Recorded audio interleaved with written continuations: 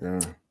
Hey guys, welcome to Approach the Nerd. It's your girl Maria Park with my boy Jett Groove, and we are here to talk about Moon You Knight already know.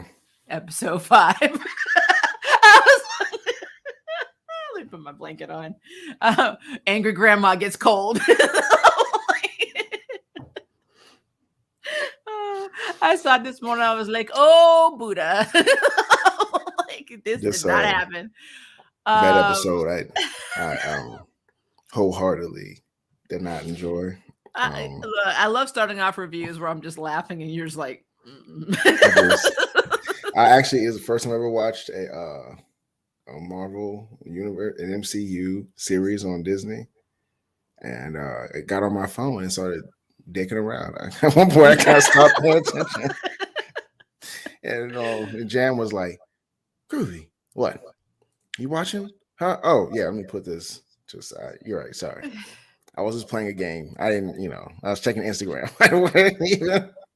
I'm not gonna Oh, lie. If there was an episode you need to do that on, well, okay. First off, before we get into the plot, did it not feel like the series has DID? It feels like it has split personalities. I almost felt like the plot so far had multiple fanfic writers that they did not get together and collaborate. They're all like, we need to have the most epic, reveal of Moon Knight. And so therefore we only have 11 minutes and we're already at episode 5 total of Moon Knight being in it. It's like the stuff that happened in this episode would have been cool if it had been episode 2. It's almost like it's out of order. you know what though? I don't even think it's that. I think the writing just sucks. I think what they really did wrong was they tried to. If I was outside the window for a second, they tried to reinvent the wheel with this one.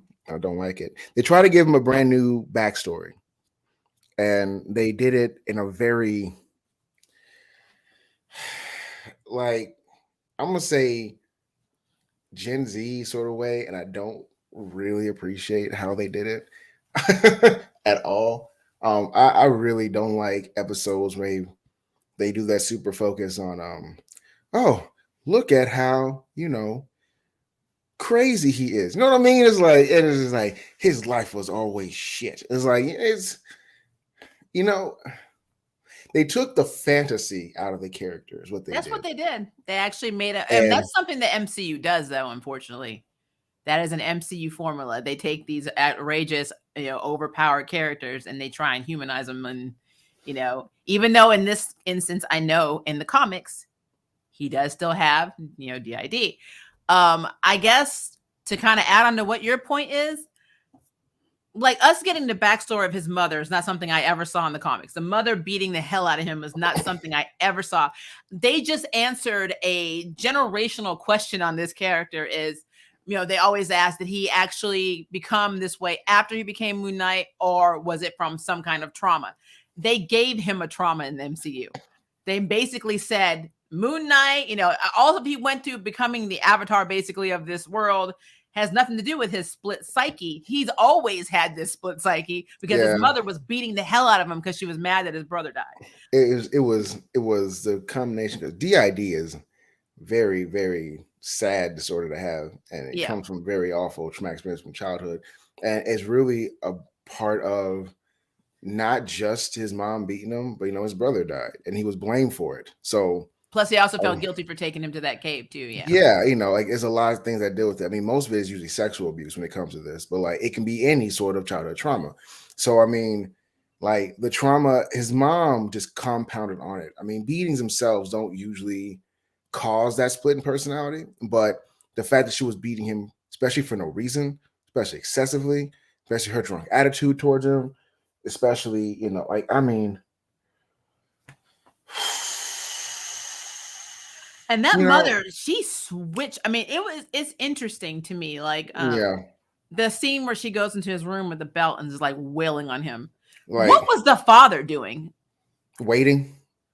And I I, mean, he was doing this thing I don't agree with. He was trying to make the marriage work despite the abuse of the child. And okay, look, this is if your woman, your wife, your significant other has anger management issues, and it's just the two of you. or say you have a pet, I don't know, and let's say they keep kicking the dog. I don't agree with that, but whatever. Now the dog is not a human being. I can see we can dissociate yourself from like, well, it's just a dog. I can slightly understand that because that's not a human being. You didn't make that. It's still a telltale sign she's going to act with you because that's fucking crazy. But still, Yeah. she's being something that depends on her and is helpless without her. So when you have a child and the mom spends all her time, because she's really blaming herself for not being there, but instead of pointing thumbs, she's pointing fingers and is at the child as if it's his fault. They were just playing in Yep. a cave. Let's start this off from the beginning. Where were you to watch them so they wouldn't go that far off? That's one.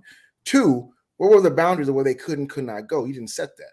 And three, why weren't you with them while they were playing in the first place? And four, why would you expect your son, both being no older than like 6, 5 years old, to save him if danger arises? More importantly, if he did save him, would you have forgiven him anyway? You just had a favorite. Your favorite was the youngest one, and you took Yep. all that anger out of him throughout his entire life, and that's not fair to him. He was a Yep. child. That's not his fault. I mean, he said that in the thing. He's also like, "You're a child. It's not your fault." And this is my biggest problem. I shouldn't have to do this about a show about a superhero that comes out in the nighttime and kicks folks' asses like Batman. This should not be what I need to be like. This is stupid. No, no. This is why the comic books did not do this because they take out the fantasy element. Like, Yeah, and I guess my thing is, if you're going to do that, if you're going to give us little breadcrumbs of his trauma, sprinkle it in the episodes, or do it in a movie or whatever. But why do you have to do that in episode 5, where the whole episode is basically around Mark's his psychotic state? Like when we're seeing them on the ship that's leading them to the I guess the underworld in Egypt, they still see themselves in the asylum because and even even in that scene, it's like I've never really seen anybody passing over to go into the afterlife in an asylum, but I work with it. It's like I mean, it even makes fun of it when Teruet says that, when she's like, I've never seen this before, and our magical rhino. It's like insane for me to actually. It's hard to follow the story process. Now, again, I am never going to be somebody that takes a dump on mental illness. I have generalized anxiety disorder. I have depression. I see a therapist. That's not the point I'm making. My point is the story is about Moon Knight, not Mark Spector. And Moon Knight has been, bless you, has been in this show for 11 minutes. And we have one episode left. And I'm like, and then on top of that, and I know you're going to agree with this, they keep name dropping Jake. Where the hell is Jake? It is episode 5.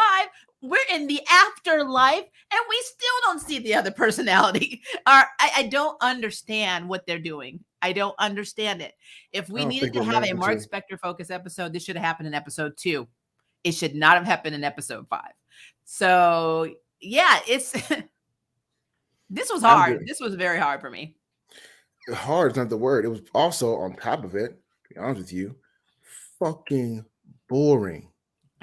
That was a big part of it. So boring. Like,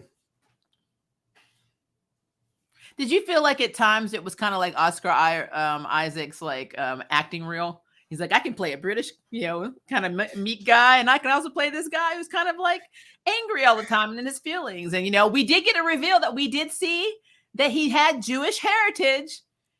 In this episode, when he pulled it out, and it was like, okay, this is the one moment we know is so subtle. It is so subtle. It's so subtle and it's so fast. My religion. Yep. so subtle. Yeah, but so quick. It's so quick. And you remember in the comics, his dad was a rabbi. So I don't know if that's still his dad's job. I have no idea. And if his dad is a rabbi, that's even more messed up that he was letting the wife beat the hell out of him all these years. So that's problematic as hell. But on top of that, the family dynamic, I can see why Mark snapped, but then it just opened up another question for me. So if Mark had created Steven to handle the trauma, how did he lose control of Steven? Because at this point, he had been Moon Knight for a while. What happened? I think Steven took over. Because I'm a shot in the dark because I am no psychiatrist. I'm at most an armchair therapist.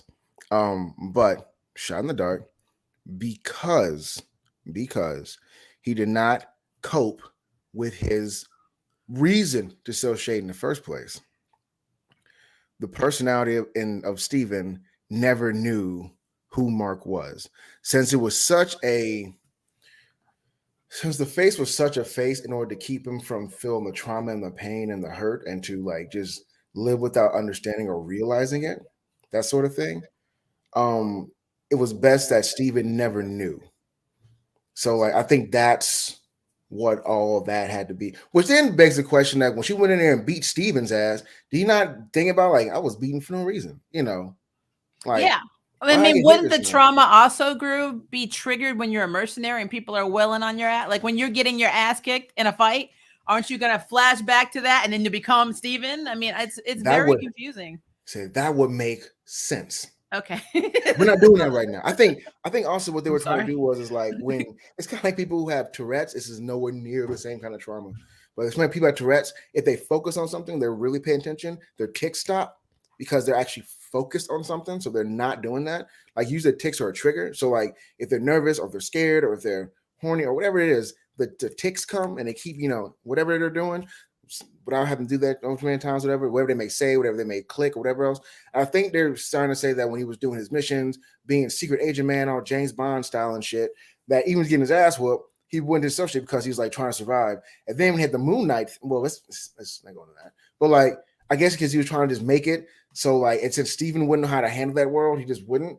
It doesn't make a lot of sense to why he have a separate personality that just really clicks in when Mark is just tired. And I think that's weird. I guess as a child, he would be like, nervous and scared, and Steven would take over.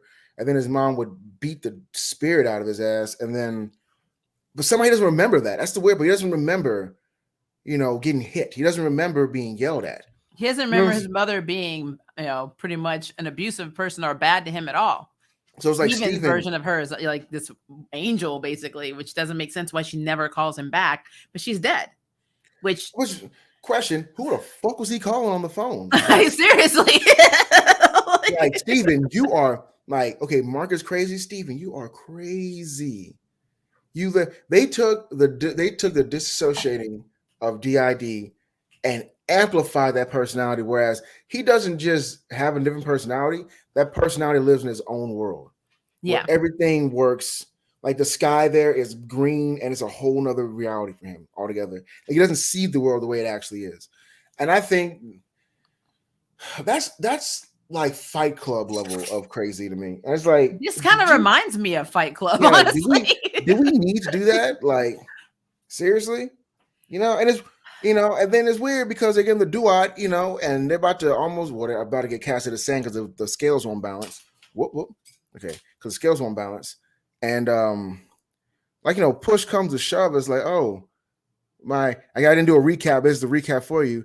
Then like, the other guy, like, Steven falls in and Mark's like, no, Steven's like, and becomes a not Michael Jackson statue, but like how Sun Wukong turned into a statue in fucking Forbidden Kingdom, just all at one time and shit. Or maybe like, what was it? Like in Mortal Kombat when he turned into a statue and he stole his soul and shit and he's kind of grayed up. And then it's like, oh, now I'm in the field of reeds. Oh, I get it. Because I was crazy.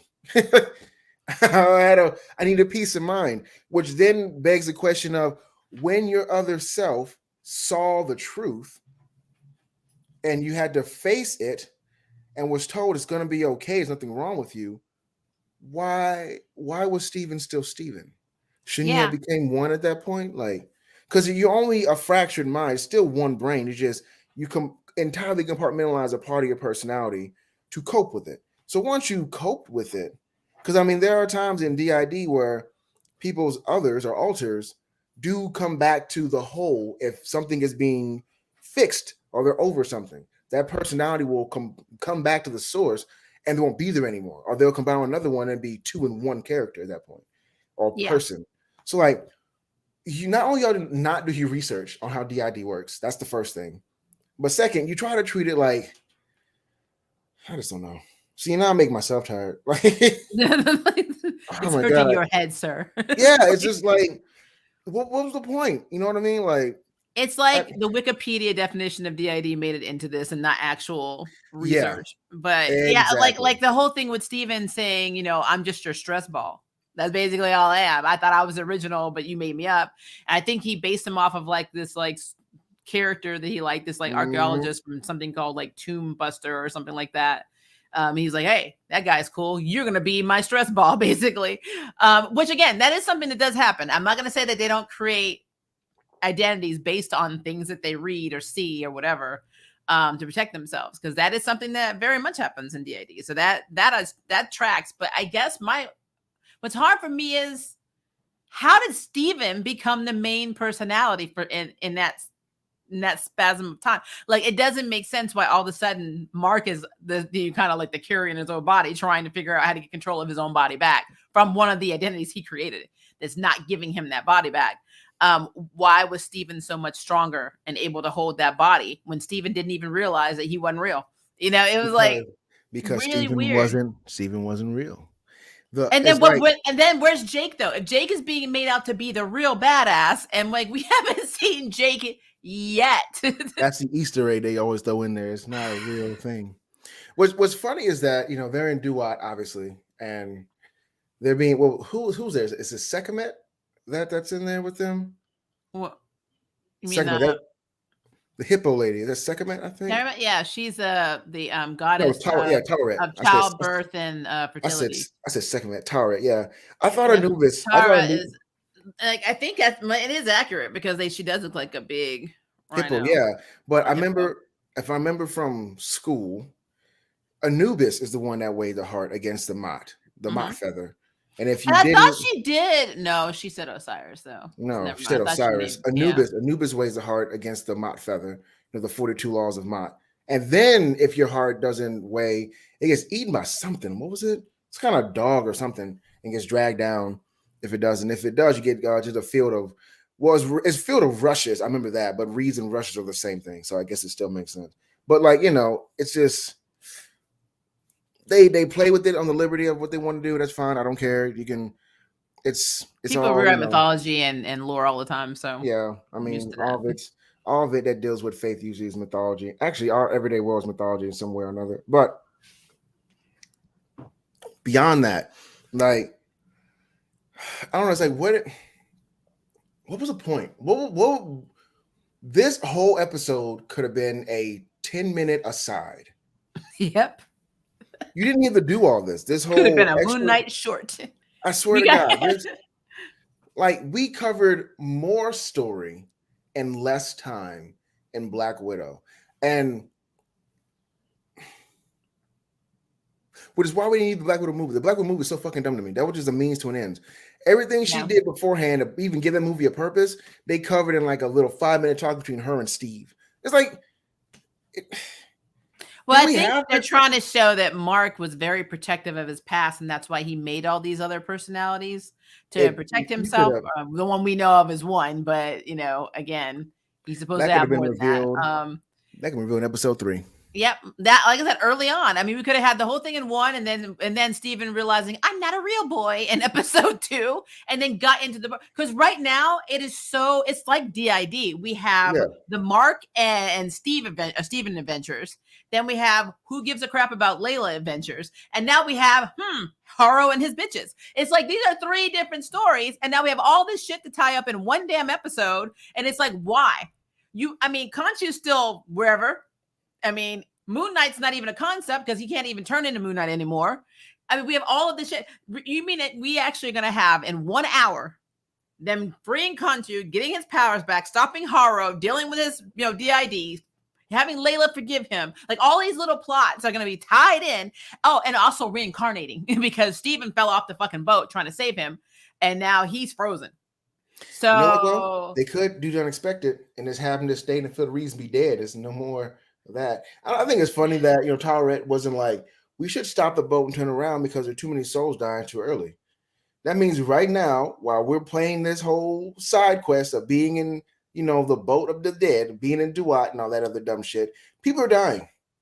People are right now. If this was a video game, I already turned my console off. I'm Yeah, not doing this. I'm not doing this. Like, Right Um, now, while we're playing the game of whose heart weighs the most, which is so funny because she took out the heart of both of them, as mhm. if they're not the same Unless they're individual person. people.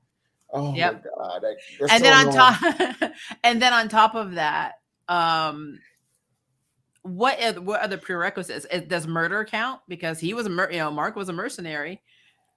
He took lives, and yes, he says they were all bad people. But I mean, what are the rules behind that? So like, is murder not seen something that would drop your score? I mean, I don't know. If you know Christianity, if you kill in the name of somebody important, it's all that matters. It's just very That's strange. how faith always It's works. very That's faith. strange. That's piety in a nutshell. That's dogma. If you kill in the name of the dogma, then you're fine. But if you kill any other name at all, like I just killed him because I hate his shoes. Oh, well, now you're going to hell. There's no way around Well, that shit. another thing is Tarouette she's done this for how long, and she has to have cards with her speeches on them, and she's like, oh. Well, I haven't done this in a very long time, so let me get my cards out. Okay, here we go. It must be And that. I'm like, Remember, this is the MCU. I know in DC they actually have a God in heaven and all that stuff, and there's hell with Lucifer and everything. MCU doesn't have that. I MCU is understand that. I do, just like I understand, what happens with Mephisto. Mephisto has a whole ass realm full of devils that he controls. I mean, we can can talk we about that all not day. talk about Um, Mephisto? I'm so but tired of thinking about Spider-Man right now. I mean, that we can say what we want about DC, about Milestone, Image, whatever, about their versions of heaven and hell, but MCU has fucking Satan, and his name is yeah, Mephisto. that's So true. it is what it is. I But the will. fact that Tarouette's like, oh dear, so let me look at the Well, she card, did say and I'm she like, she did say souls go to different places depending on which realm they end up in, and said I guess they haven't had anybody end up in Duat in a long time. but I that's think weird because people seem to die a lot, and you would think I in think that area of Egypt that you're gonna be judged whether you're a superhero or a regular now see person. that's the $1 million question. Do you end up going to a certain afterlife based upon which region of the world or universe you died in, or depending on what your faith was leaning towards? Because I can understand why Stephen and Mark end up in Duat because they had Then a connection to Khonshu. yeah, Khonshu. Thank you. But yeah, I keep want to say second man. Why can't I want to second man? But because you anyway, want Second to be in this. That's why. I do. That's what it is. That's Well, I what guess it is. because Khonshu, they're connecting him like so it makes sense. But like if somebody isn't about that, let's say like they're going around killing people, are they sacrificing them in the name of, and that's why they're ending up in Duat, going down to be devoured by sand? Like what?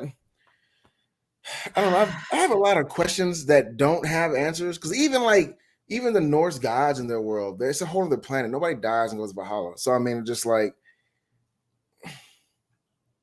I don't know, man. And then like the whole, I just don't get it. Like I don't understand I don't understand why he. Marvel. Okay, I have another question for you. Okay, just randomly hear me out here. All right. So, if Jake is the one that's been actually killing all these people, when she went and pulled the hearts out from Steven and Mark, why weren't there multiple hearts? like I know, hold on, there's someone standing here. I didn't even get in. Oh, and there's one over here too. And it's like, why? Because you literally have mentioned Jake multiple times as the worst one.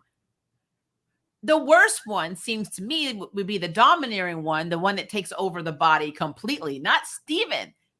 So what happened with Jake? I don't understand.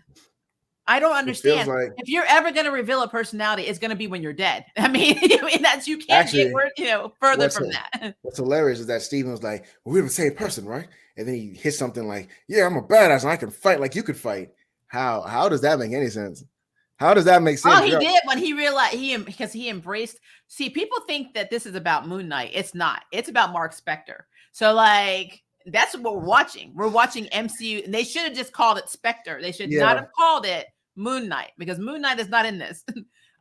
We see a guy cosplaying as him, but this is not him. So Mark Spector, when Steven embraced that he and Mark are he's a concoction of Moon Knight, he was able to take on his attributes just like that. But what I'm going to call bullshit on is, if this is true, then when Mark is in control of the body, then everything that Steven knows, since he knew that was another personality, he should know too. So he should know how to read, her hieroglyphics. He should know Egyptian history. That's my point. That's my absolute point. That's what I'm getting at right there. So like, yep. They gave personality that makes sense, and usually if you have a DID, dissociate, that personality has its own world, its own name, its own livelihood. If you don't know the other exists, you don't know the other exists. That's fine. That's fair. But when you sit there and tell me that, okay, now I know how to fight, like you know how to fight, that means you two have become one. That's a singularity at that point. You're no longer separate people. So why are you still separated? Yep.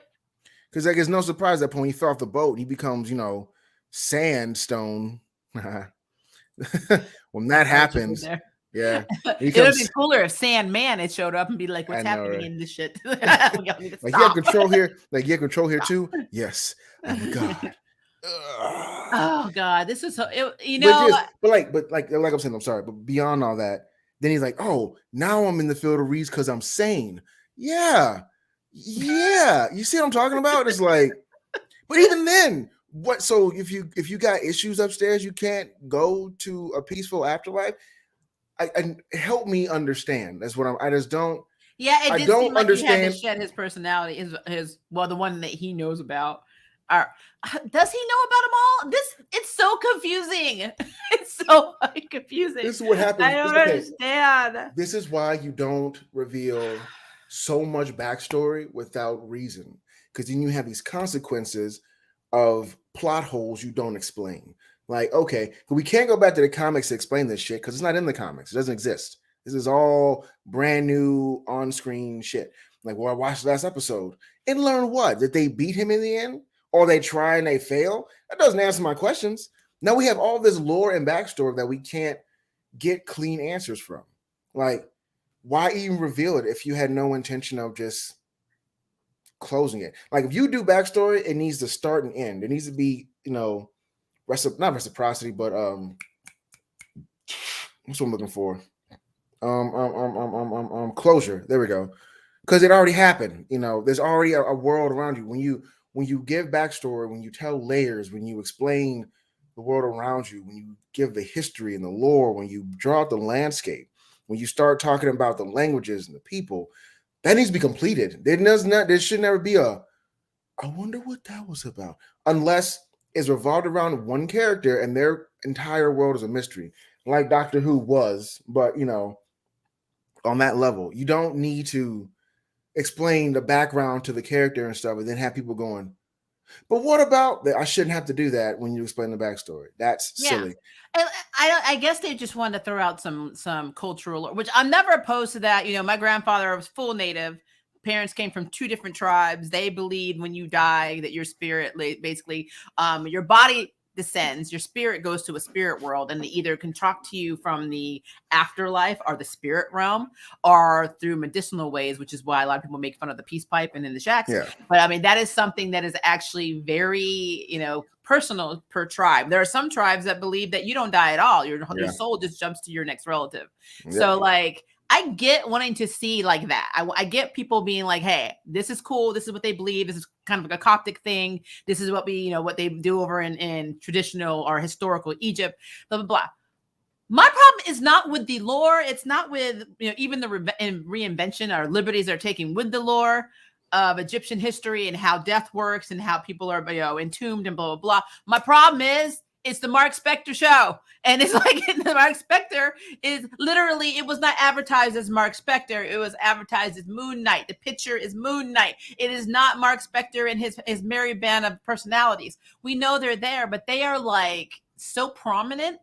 And all I'm seeing is Steven and Mark bitching at each other, Layla being a dumbass, and Harrow doing whatever the fuck he wants. And like, there's just no structure to me whatsoever. None. I am scared because the same director is doing Nova, and I am very scared because if this is the quality of what we're getting now, I don't know how I'm gonna feel when Nova comes out.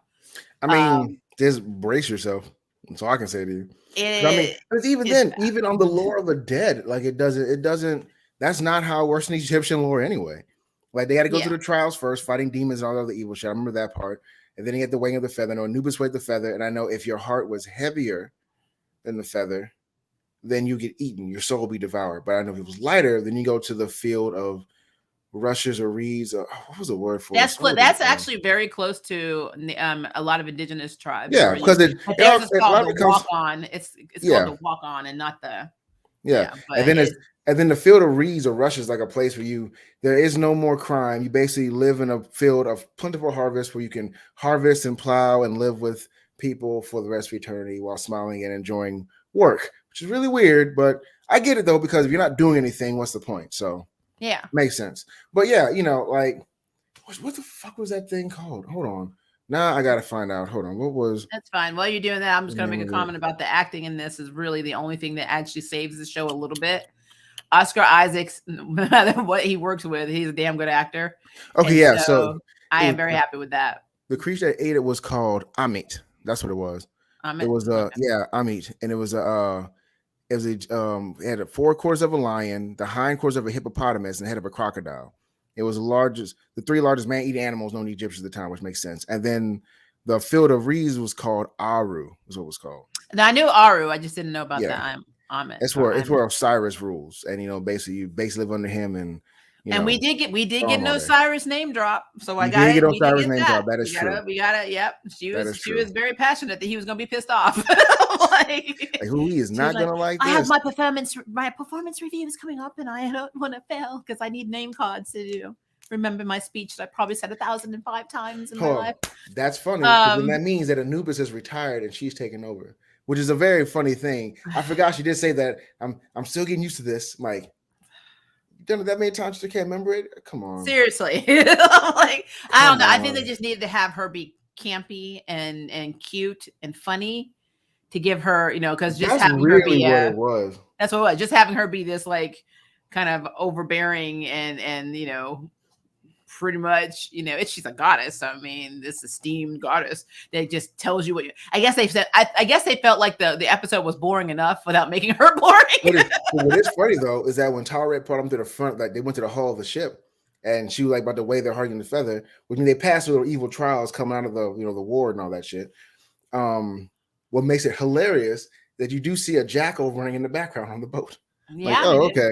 I didn't remember that, and I was true. like, I see a jackal running, but I don't see any Anubis. Yeah. What the fuck is going on here? Forgot about mentioning that part. But yeah, I always wanted to look in the other doors to see if we had other MCU drops, Open some more memory doors. See what else we got, some Easter eggs in there.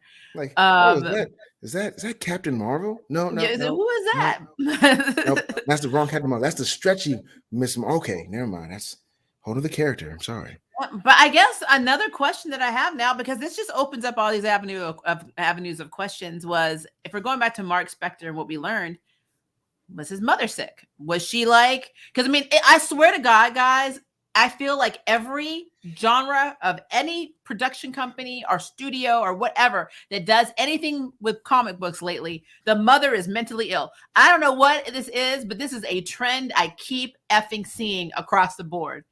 And I don't know why. I don't know why either. I have some theories. None of them sound very nice.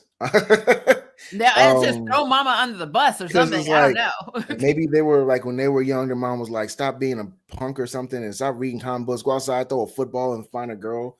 I want grandbabies. I don't know. And there was like, all I know is hate there are 4 Marvel book basically properties I'm seeing where the mother is losing her shit, and then there's a Star Trek show that's happening on right now too. Which all following each other. But you know what though? Being the year we're in right now, just being sort of divisive between what is PC and what isn't. Besides all that, it can also be an act of what they feel they would lack. Because like think about it, a lot of young men now growing up don't have father figures or father figures that support them in their own a testament or their own vision of manhood. Because that does change from person to person, from male to male. And if especially if you're like older gen, if you see manhood as being like you work or you cut wood with an axe, you bring home money, probably doing some manual labor, who knows, whatever else, and you're like, I want to be a comic book artist. You're gonna think your son is soft. You're not gonna see him as a man, but chances are your mom is. So like your mom's like, that's still my baby. I love him and everything else. So if you're gonna write a comic book and you want to give the character real trauma, what would be traumatizing you if I didn't have my mother? And so it's probably how they write them that way, like they're always broken or lost or Yeah, it dead does seem to or be it's more the males too. More the male yeah, characters, it's the mother that's beating them, not the father now. Which I exactly. guess equal opportunity now. I guess if you're like, how come the mama can't be crazy? I guess now we can say 2022, you can be out of your damn mind and beat your child. So yeah, that is a thing. Hey, But I did not expect it to go there, Groove. I did I, not expect it, but I especially don't the want very to. opening scene when they were at the birth. No, what I don't think it was a birthday party. They were grilling out in the backyard, the Yeah, neighbors. yeah, Yeah. And the little brother was coloring, and the mother and the father were like, "Oh, hey, have fun, blah blah blah." Like they look like a normal family. And then when the funeral happened, another little boy walked down those stairs, and you saw that woman became satanic. Her whole face was like, "You mother, it's this your is fault." no. And that's when Dash came in and pushed her. No, Yep. no, stop blaming him. He's not responsible for that boy. We Yep. are. We fucked up. This is our problem. Stop screaming at him. Like, no, you're gonna cut that shit out. But that's when, but then again, it's when it comes down to like, well, what is manhood really? Because see, to me, if I'm in that scenario and two boys and one of them dies, they're out there playing, and I knew I wasn't there to watch them, that's my fault. I Yeah. can't expect my I'm not older, gonna younger blame my son. child, my other Yeah, child. that's not a thing That's to do. misplaced. She Like, probably did blame herself, but yeah, because she was so crazed with guilt and her favorite baby died, he became the scapegoat. So yep, whereas Mark created these identities, she put all of her grief, sorrow, hatred, everything on this one child. yep, And that is so effed up. And what it for is. me, the fact that the father didn't put her in a damn asylum, that was a problem. Yeah, Like he should have gotten her help. And when she started beating the hell out of that, when you start beating your child like that, causing them trauma, you have to go. exactly. And Yeah. so his father was very weak. He was a weak man. Very weak isn't even the word. He was so big trying to make the marriage and the parental relationship work. Like, dude, you can't say both at the same time like that. No, Yep. you He need to pick sacrificed which his one. other son. He said, I can't lose another son. He's like, you already have. I mean, Yeah, what the hell, dude? Like, like yeah, I don't feel safe. I'm not protected. And no. then he still became, which is really crazy. After all that and everything went down with him, he still became a pretty smart, pretty successful kind of badass, despite how fucked up in the head he actually was or Yep. is. Because he is dead, but he won't stay that way. You know what? Oh, thank you for bringing something up. You just put something else in my head. So the scene where we see Mark dying, where his partner shot Layla's dad and everybody, and he was trying to get them all out, and we see that he has crawled himself, like he pulled his bleeding body through the Yeah, desert, to this temple, and I'm like, why? I'm like, I was. why did You you know do that? what? He You know he what? he's supposed to have no idea that Khonshu I was even have. going to pick him. I have no idea. Okay, I I need think somebody, please, I'm somebody gonna. smarter than us in the comment section. Tell me why he dragged his Um, dying, almost lifeless, bleeding out I can body. only assume he drug himself out of desperation, hoping he would find something. I guess. in the I mean, deserted you got ruins, sand in the Egyptian wound. ruins. You got sand in the wound. There's no way you're surviving this. I mean, like you're He gonna should not have die made out it that there. far. Yeah, I agree. But again, what was he hoping to accomplish in the ruins of in Here's the a Egyptian ruins? here's a fun part when Steve was telling Mark he used you. He used you. And that's why you're here. He used you. No, he didn't. Ye had a choice. Stop acting as if when somebody tells you it's either this or this, you're being used. You chose. You could have just died. Yeah. You didn't have a good life. You didn't have a good childhood. You definitely have a prospective future. So what the fuck difference does it make? Yep. You chose to do a mission with some shady ass people. You chose to do a mission that a lot of illegalities within it. You chose to be involved with people who are known to murder folks, friend or foe. And you knew this before any of this even happened.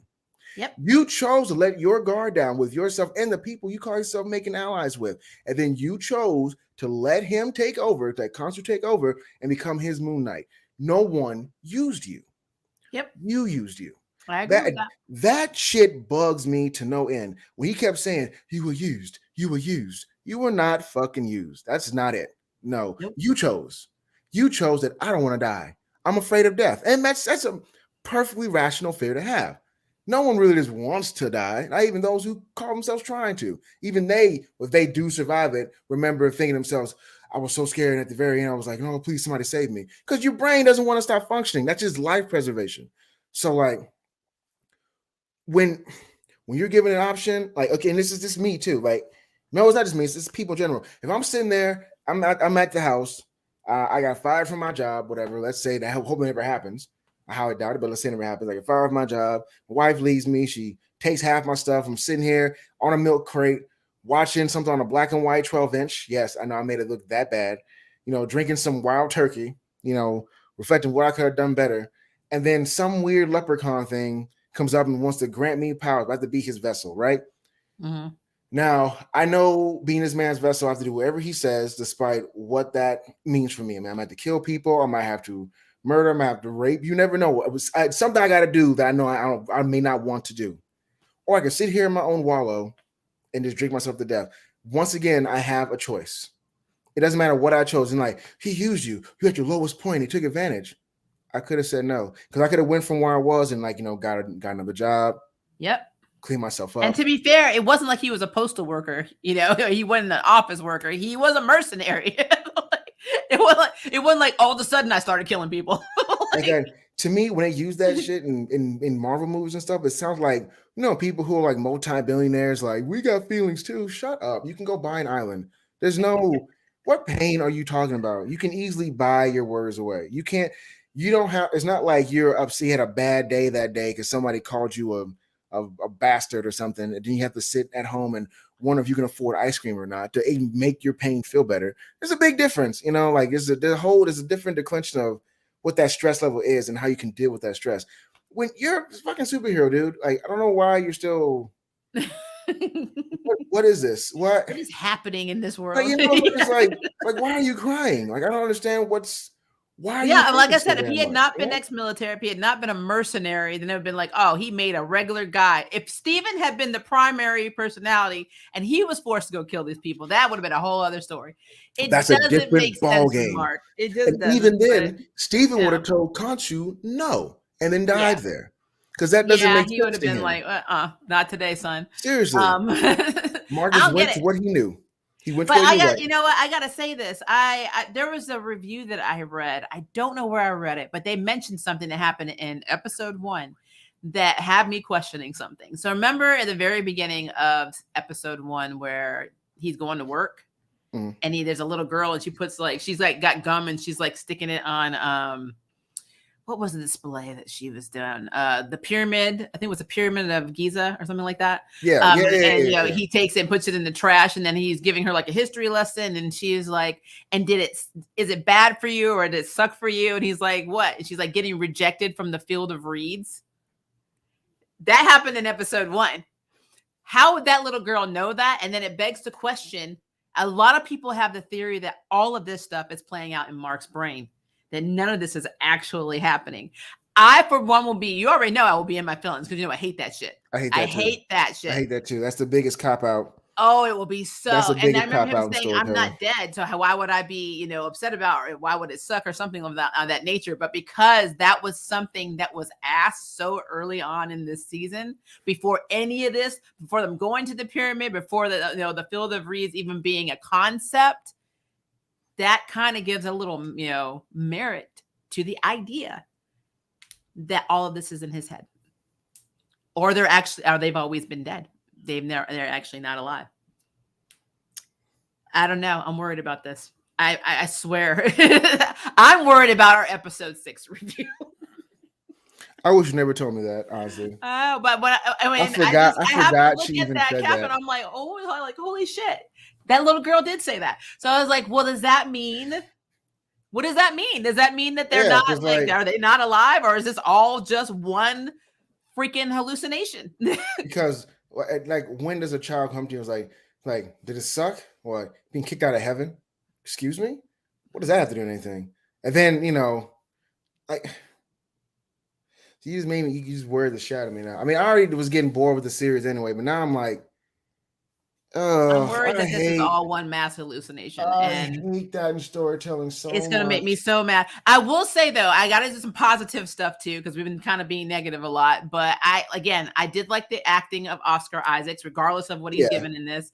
His acting is on point. yeah, He's like he's a two good different actor. people. Yeah, he's a really good actor. I give him that. He's a very good actor. I actually really enjoyed the transitions. And what I mean by that is whenever they jump to Haro and he's in the doctor mode, it's right in that moment where you would actually see a psychiatrist or a therapist pulling you out of your shit. You know, Yeah, actually, when you're having yeah. an incident or a moment, it's like, oh, hold on, you're regressing, you know, like that the way they transition that editing wise, and I guess if you're looking at it and from a filmmaker standpoint, that was really well done. I have no complaints on that. I And I didn't will say, mind the CG of the boat and the guys coming up, the actors coming up, which all that shit's green screen, but like all of them coming up from the sand, all those scenes were cool. Although I will say, for people that were supposed to be killing you, they were slow as hell. They were like literally, Steven had a moment to talk to himself and was like, "Hey, if you can do it, I can do it too. Let me go grab this bat." I mean, they should have been pulling Mark's ass over that boat. They had at least 20-30 seconds to just toss him over the boat. I know. It's like they stood there and wait a second, he's got a bat. I wonder if he's coming to take us on. And it's like, But you know what like, though? really? But now that you said what you said though, what if in the next episode, like he's talking to him? Remember, he's talking to Steven at one point, and then he has him wake up again. And he's like, "It's Mark, Steven, Jake," and then he like kills the doctor and gets free and stuff. And then he turns to Moon That Knight. would have been a great Jake reveal moment. Yep. And then he jumps to the window and turns to Moon Knight. He's like, "Yes!" And he flies off. And then Khonshu like says to him, "I knew you would free me." And, he's like, "I always got your back. Let's Now, go." think about how cool that would have been when he did that. And he's like, "Who are you?" "I'm Jake."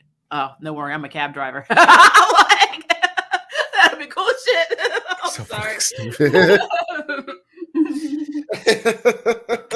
That would have been really cool, but that's not what happened. No, It's not. no, it's not. But it might. You never. We have episode 6. It might be.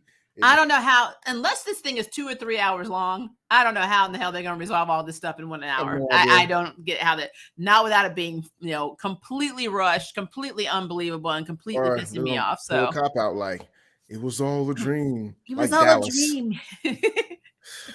Wendy, your mother's name's not actually Wendy. You actually named her off of Wendy from Peter Pan. She was just angry that Peter never came back. The reason, Peter, the windows were closed because of the smog in London. You should go back and visit them one day. You're a real boy, Peter. But no, I feel like there's so much they could have done with the show. That is what's hard for me, is that there's so much that they could have done. And again, I can't judge every MCU show because they all have different directors. Yes, they're all under the Feige umbrella, but he's not. I don't feel like he's going and he's like double checking their work. He's being a bad tutor. So he's not like, hold up, you're fucking up right now. The man just doesn't have time. So he's like, hey, I heard you had a good rep. This is your show. What you got an outline? Cool. From what it looks cool. Okay. And then the show comes out and he's like, what's this shit? He's not doing that thing where like he's like, give me your hand. Give me your hand. Yeah, he's not holding his hand. So like the directors and the showrunners get to do what they want. So Miss Marvel, again, I loved how the Miss Marvel trailer looks. I'm still kind of concerned that her powers are just gauntlet based, which doesn't make any damn sense for this character, and that her powers are not the powers she has in the comics, which again, MCU.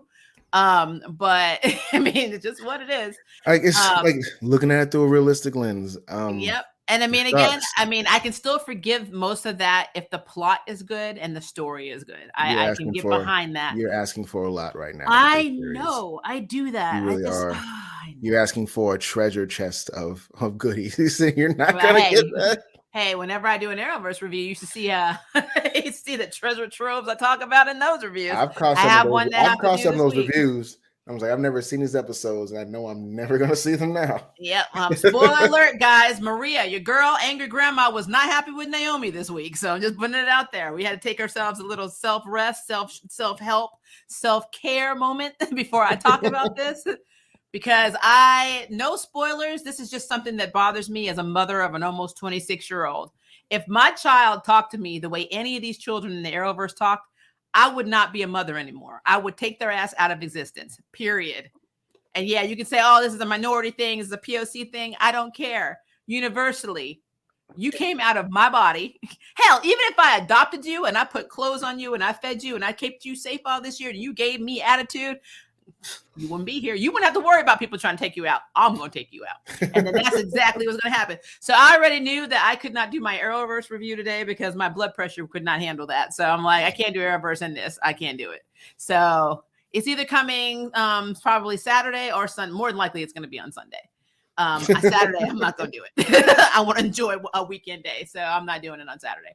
So yeah, that's where I'm at with that. But I'm letting you know, spoiler guys, not plot spoiler, but Maria did not like Naomi. And I've been trying to support this show because, it's another show that is a Black female-led show, which has infinite amount of potential. But the Arrowverse just likes to go up to shit and then take a huge shit on it. And then it's just what it is. We get to see the aftermath of that. So Naomi has been a slow burn and it has been driving me insane. And then this episode just rubbed me the wrong effing way. So be prepared. Be prepared. And I hate being like, but you know what? The white people show actually was good this week. Like Superman and Lois. I'm like, damn. Every time I say it, I feel like I'm being racist. I'm like, but it's true. Superman and Lois was good this week. And Naomi's. Oh, man. It is what it is, guys. You don't want me to be real. You're on the wrong channel. It is, like, it the wrong is, channel. It is. It is what it yeah, is. So I know somebody had already asked me on Instagram why I haven't done Arrowverse yet, a weekly recap. And it's because of that.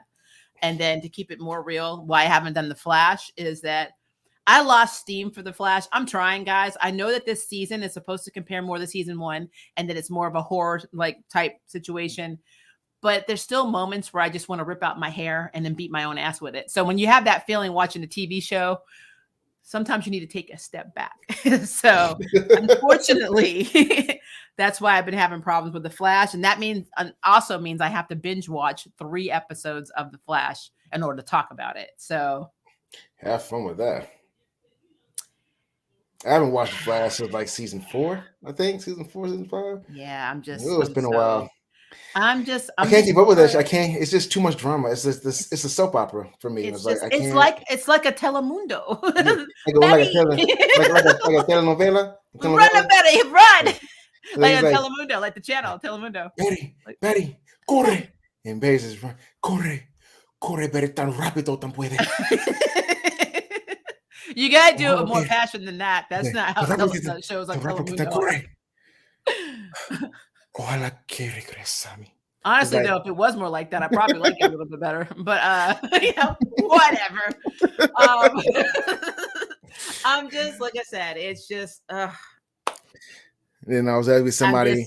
You gotta have. We are looking at your stuff, guys. We're gonna go to your comments in a section. It's gonna have us. What's her name? It's gonna have I just forgot her name. Damn, it's gonna have I was gonna say Killer Frost. I'm gonna have Frost slapping people in the face. Caitlin that's Caitlin, another thing that I think is really interesting is you can see the kind of pull that Caitlin's actress has on that show when she's always featured in promos when she's a side character. Like she's always got main storylines. And guys, this is not me hating on this actress. This is not, I don't do this again, Snowberry, West Allen shit. I don't do this whole Caitlin versus Iris shit. I don't care because you see, at the end of the day, I'm a grown ass woman and I don't give a shit what happens to these actresses or these characters behind the scenes. I don't care. I'm just telling you though, when you're watching a show and you have set characters and a side character, when the human version of it, which is actually now, Caitlin and Killer Frost are split now. They're like sisters now, just so you know. Oh, they really? They're 2 different characters now. Yeah. Wow. She has what they got tired of writing them being 2 different persons. I was like, know what? Fuck it. Now they were like, this budget's getting on my nerves, trying to make it flip back and forth. We're gonna have them as sisters. But my problem with that is Caitlin is boring as fuck. She is a boring ass character. She is static. She has the same personality. She has episodes where she gets a little bitchy or she has something that she's going through for a moment or she's Ronnie. But outside of that, she is boring as shit. And when she wasn't playing off Cisco, I didn't even realize she was in the damn room. But yeah, every time a promo comes up, she's like, she's front and center. Yeah, not just proud. It's literally Caitlin. And I'm like, who are you fucking? I mean, you know what? It's like, what are you doing at the CW? She's even directing episodes. And then, then you got Iris, who actually is the love interest of the main character. And she gets like a little blip. Oh, Iris, you're annoying. We don't care about you. Just go over here and let Like your eyes glow. We don't give a Iris, fuck about like you. Iris, Have Iris, one kiss scene in the promo. it's like Iris, you're only here to be pretty, but I can act. I know you can. I love you. Now go stand Yeah. over there in that corner. Be quiet. Okay, Caitlin, bring her in. Okay, Caitlin, you have 2 lines this whole episode. I need you to deliver them with your best passion. Love You have 2 lines, Caitlin, but you're gonna have 5 promos with you in it. If you just basically constitutes right here. Yeah, like I said, if they really wanted Caitlyn to be who she's supposed to be, she had the same hair color. She's white. She looked like the original Iris West. You should have fucking made her Iris. Might as well. I mean, honestly, if you got Eddie's actor as Barry and got her as Iris, they would have looked a lot more comic accurate.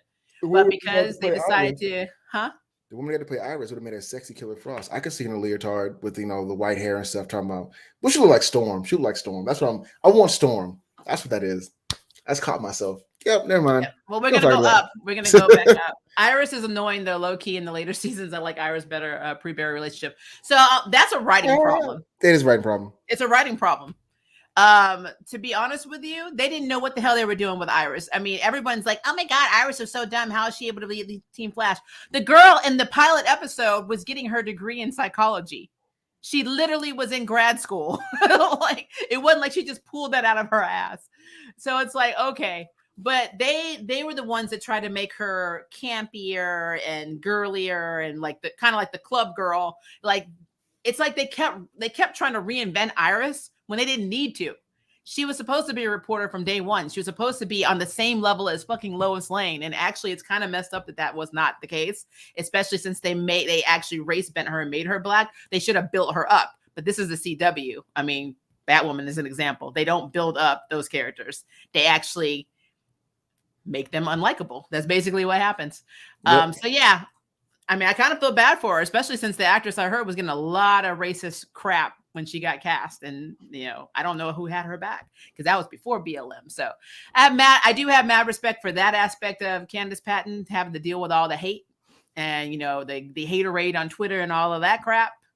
But it is what it is. I feel like they should have just made Caitlyn the Meta Ice, I think is her name. She was in the JLU and worked with Fire a lot. Yeah, so there was Ice and there was Ice Maiden in both of them. Ice was the one I think was very close to Fire, and then something happened and she ended up, or they thought she was dead, and then Ice Maiden came. So that was back in the day, though. I have to go back and look at my comics. But yeah, and Fire and Ice are always mistaken as being together. And I actually think they were together in, what was it? What comic was it? Which one? Tell me they got back together. Deceased. I think they were together. Well, I mean, they've actually had. I've never read Deceased. I know why, because you don't like zombies. Right. That's what that is. Although that absolutely correct. Fucking amazing. I don't read shit like that. That's why Caitlyn should die and just leave us Frost. Yeah, like I said, I don't have a problem with Frost, but I think Caitlyn just needs to go. Did you just see the recent comic fandom debates in Superman versus Naomi in a fight? I read the article. I didn't know she was that powerful. Doesn't seem like it, though, in the Arrowverse. Oh, Naomi is OP. She'd be an Omega level mutant. Naomi she's OP as fuck. But yep. When we're talking about this arguments always suck. So, like, I don't want to hurt anybody's feelings. They'll probably make Superman win. And I'm going to tell you why. Because Superman is their poster boy, and DC will not let him lose, especially to no little girl. So, like, oh, no, they will now because they have to follow the guidelines. They don't want to be canceled. Haterade. Naomi going to win right now. That don't stop nobody. And there are too many Superman good old boys that will support it. No, I mean, there's actually issue where they were talking Batman, Superman, and I think it was Mr. Terrific and who else was it? Somebody else. They were all literally trying to rank her powers because she has so much strength. Yeah. And so many abilities that they couldn't figure it out. They're like, they literally could not come up with a chart to measure Naomi's abilities. Now, so yeah, in the comics, she is OP. She's a mega level in Marvel standard. On a realistic level, does Naomi have more power than Superman? Yeah. Does she have more skills than him? No. But does she have more power than him? Yes. Does Superman have more fighting experience? Oh, hell yeah. Superman may win that first match or two. But I feel the same way about Shazam. Would Shazam have fight by Superman for as long as he has? If they fought now, Shazam will kick Superman's ass. The same thing with Naomi. Naomi only needs one time to fight him. After that, it's like, okay, you caught me with that ice breath shit last time. It ain't happened again. No. Or you caught me with the eye lasers in the back of the head and knocked me unconscious. I was ready this time. But I think No, it's hard because no. she actually has more powers than Superman does. I mean, they call her Powerhouse. They nicknamed her Powerhouse. That I was mean, her what alias in the other comics. skills? I know Superman has like a plethora of powers. Most people have forgotten by now. Like turning into a ghost. That's so fucking stupid. I But hate no, going and on see, this Superman. is my problem. I don't subscribe to that because first of all, New 52 retconned a lot of his shit, and then he was Yeah. literally wearing Farmer Joe fucking Oh, suspenders running what was around. it? So I What mean, was it when they had him bench pressing the planet like so many number yeah, of times no, ago? You know then what I like keep that. about that? I like Then about keep that. that. But I You know, mean, less again, him turning into a ghost is not an actual ability that he always has, and then there's that'll be us going back to our trash comics with Barry turning into a damn I puppet. promise they give Superman so many skills just for the plot. And it's just Yeah. like, is there a real reason why Superman right now can somehow he can somersault into the future? Like what was that a power? I don't I think want that's a a power, somersault into the future. but it wouldn't surprise me. That was really a power of his. Like he can just jump those 3 flips and he's like, oh, I'm in the year My cartwheel through 2567. time, mother. Anyway, no, He's I think that's like hilarious. he's like the Tomorrow people. They cut backflips and stuff and end up somewhere else. It's like what? I mean, to be fair, the original Tomorrow people, that's how they had to edit. Like they didn't have the CG we had now. Or sometimes they'd even do that. They were just like the camera's here, and they just like kind of duck, and then they were gone. And then they used to pick up, and then they were there. Um, Flash lost me at Mirrorverse storyline. Yeah, it lost a lot of people. Flash lost me at season like 3. It was season 3. Season 3 was terrible, by the Yeah. way. It was slow I mean, paced. from that point on, it was like Care Which Bear. Who season cares? had the musical number in it where everybody was singing and dancing? Was that 3 or was That it was like 4? that. I think 3 was. I think that was It was when 3. they got trapped in the past. That Yeah, was the with best Supergirl. episode to me. That was my favorite episode because it was like, you know Because what? it's musical theater.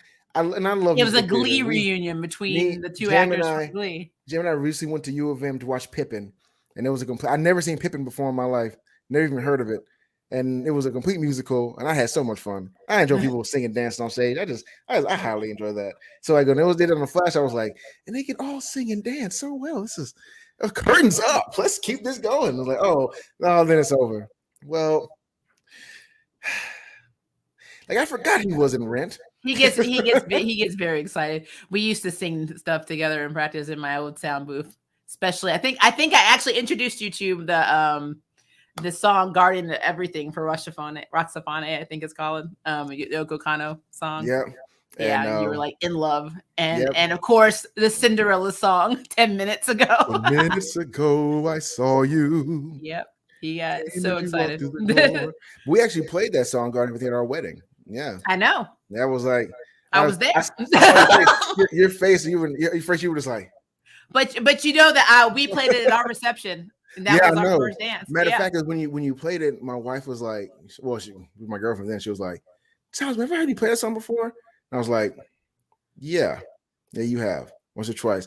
And then she was like, "It's such a pretty song." I know. Is that why you guys put that in your wedding? I'm learning some stuff because Yeah, I know that was my first dance song. because I had her listen to it before, but it was like in past when we were in Louisiana, and I remember listening to it before I moved to Louisiana when I was with you. When I was with you recording or something, I can't remember recording anymore. I think it was just some vocals, just some straight up vocals.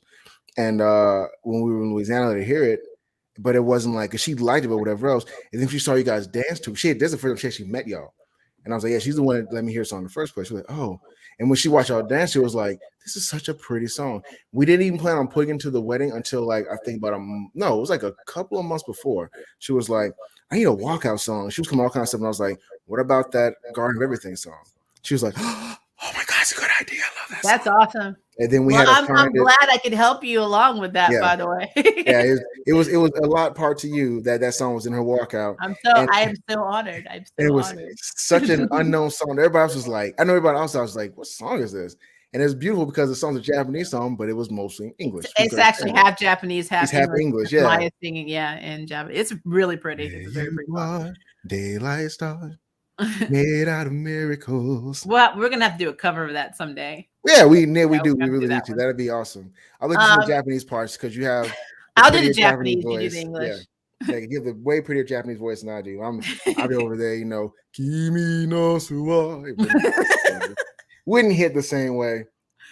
Oh, guys, you look, we learning stuff together. And oh, by the way, after we finish Moon Knight before Miss Marvel, let me know if you want me and Groove when he's able to come on here and do just like random comic talks, where we just have a whole hour or so where we just talk about all the comic stuff. All That the would be shows. so much fun to do. I think that'll be fun Just to to tell. I rant mean, we for do an it all hour the and a time at half. the end of our Yeah. reviews anyway. Might as well just do a whole damn hour. Oh my God. Like, that would be so much fun to just sit there and talk about what I don't like. Yeah, then, well, like, you know what, Ray? I know you're probably spoiling this for some other people too, but let's talk about the fact that I agree with you. Naomi had me in my feelings in her relationship to how she treats her family and friends. She has rubbed me wrong with her queer baiting. Yep. She did to her homegirl and then was like, no, I have a boyfriend. Wait. There's queer baiting in it? Oh, yes.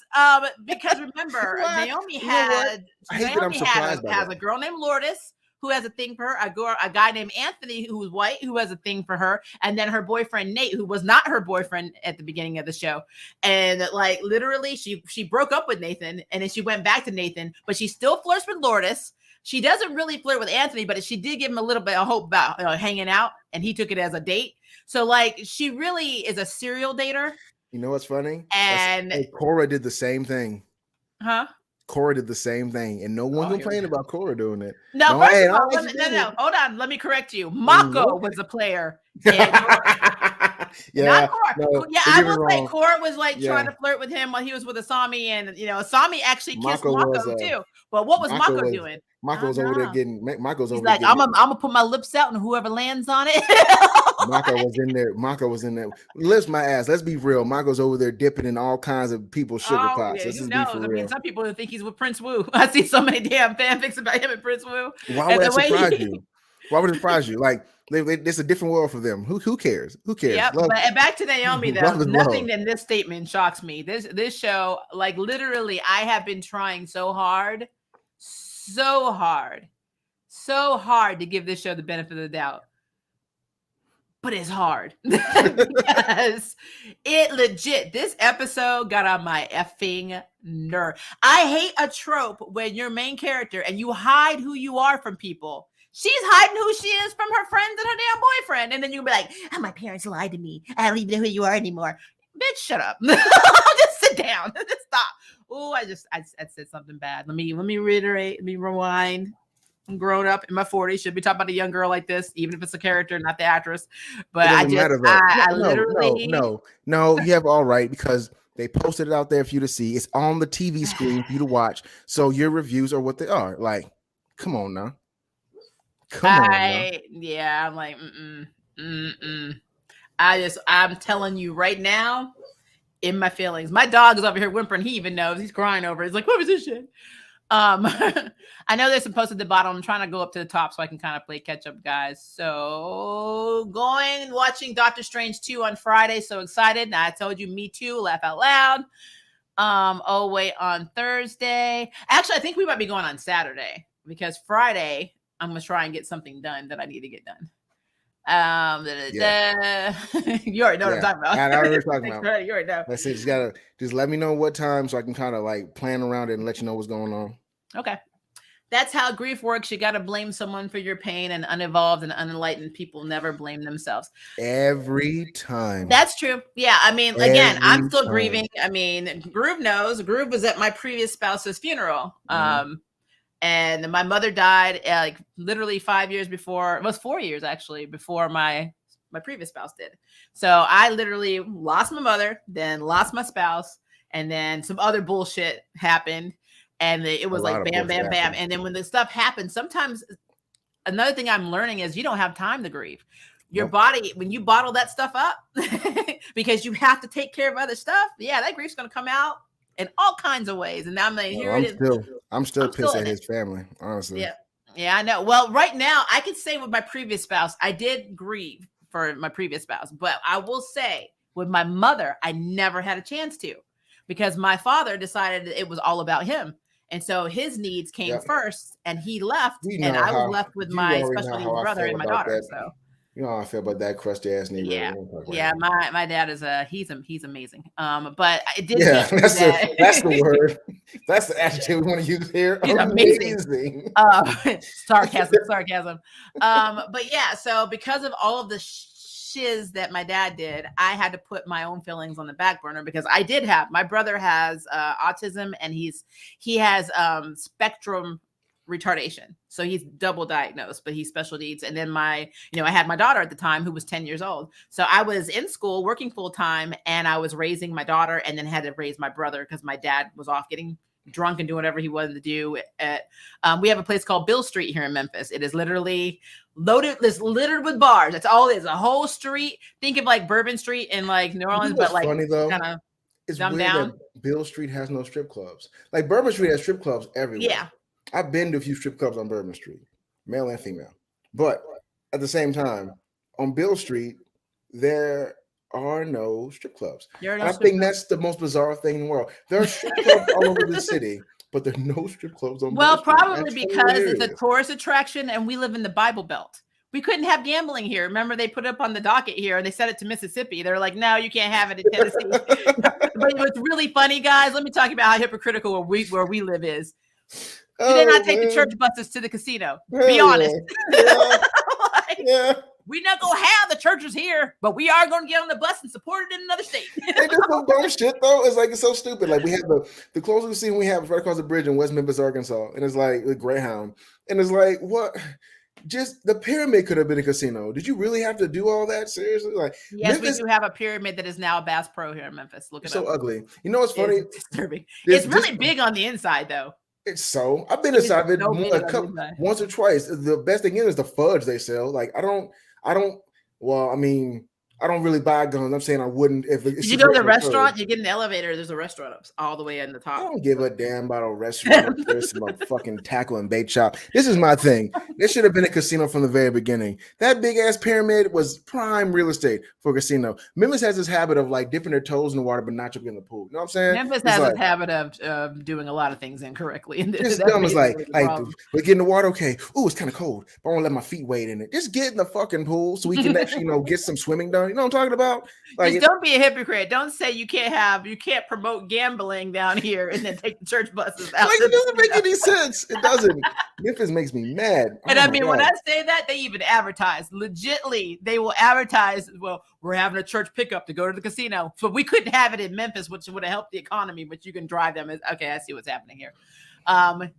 Memphis 901. I can see what's happening. I can see what's happening here. Now, Maria, this show is called Mark and Friends because that's all we see. I swear to man, look. Serenity over here preaching. the last of this in this little bottle going in here right now. That's how I feel. Look, I've been drinking water like it's vodka. I'm ready to drink vodka again one day. I'm allergic. I wish I could. No, I'm gonna find something I'm allergic to. Maybe some sake. I think the thing you and Bernene got me was that wine that's free. That's alcohol free. I'm about to get you something. I know, but I mean, I can pretend. No. I'm gonna get you some sake or some soju. That might do it. It's still alcohol.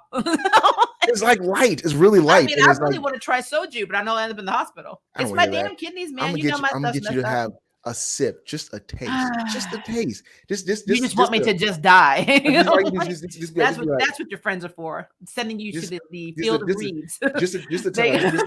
Just be like. No.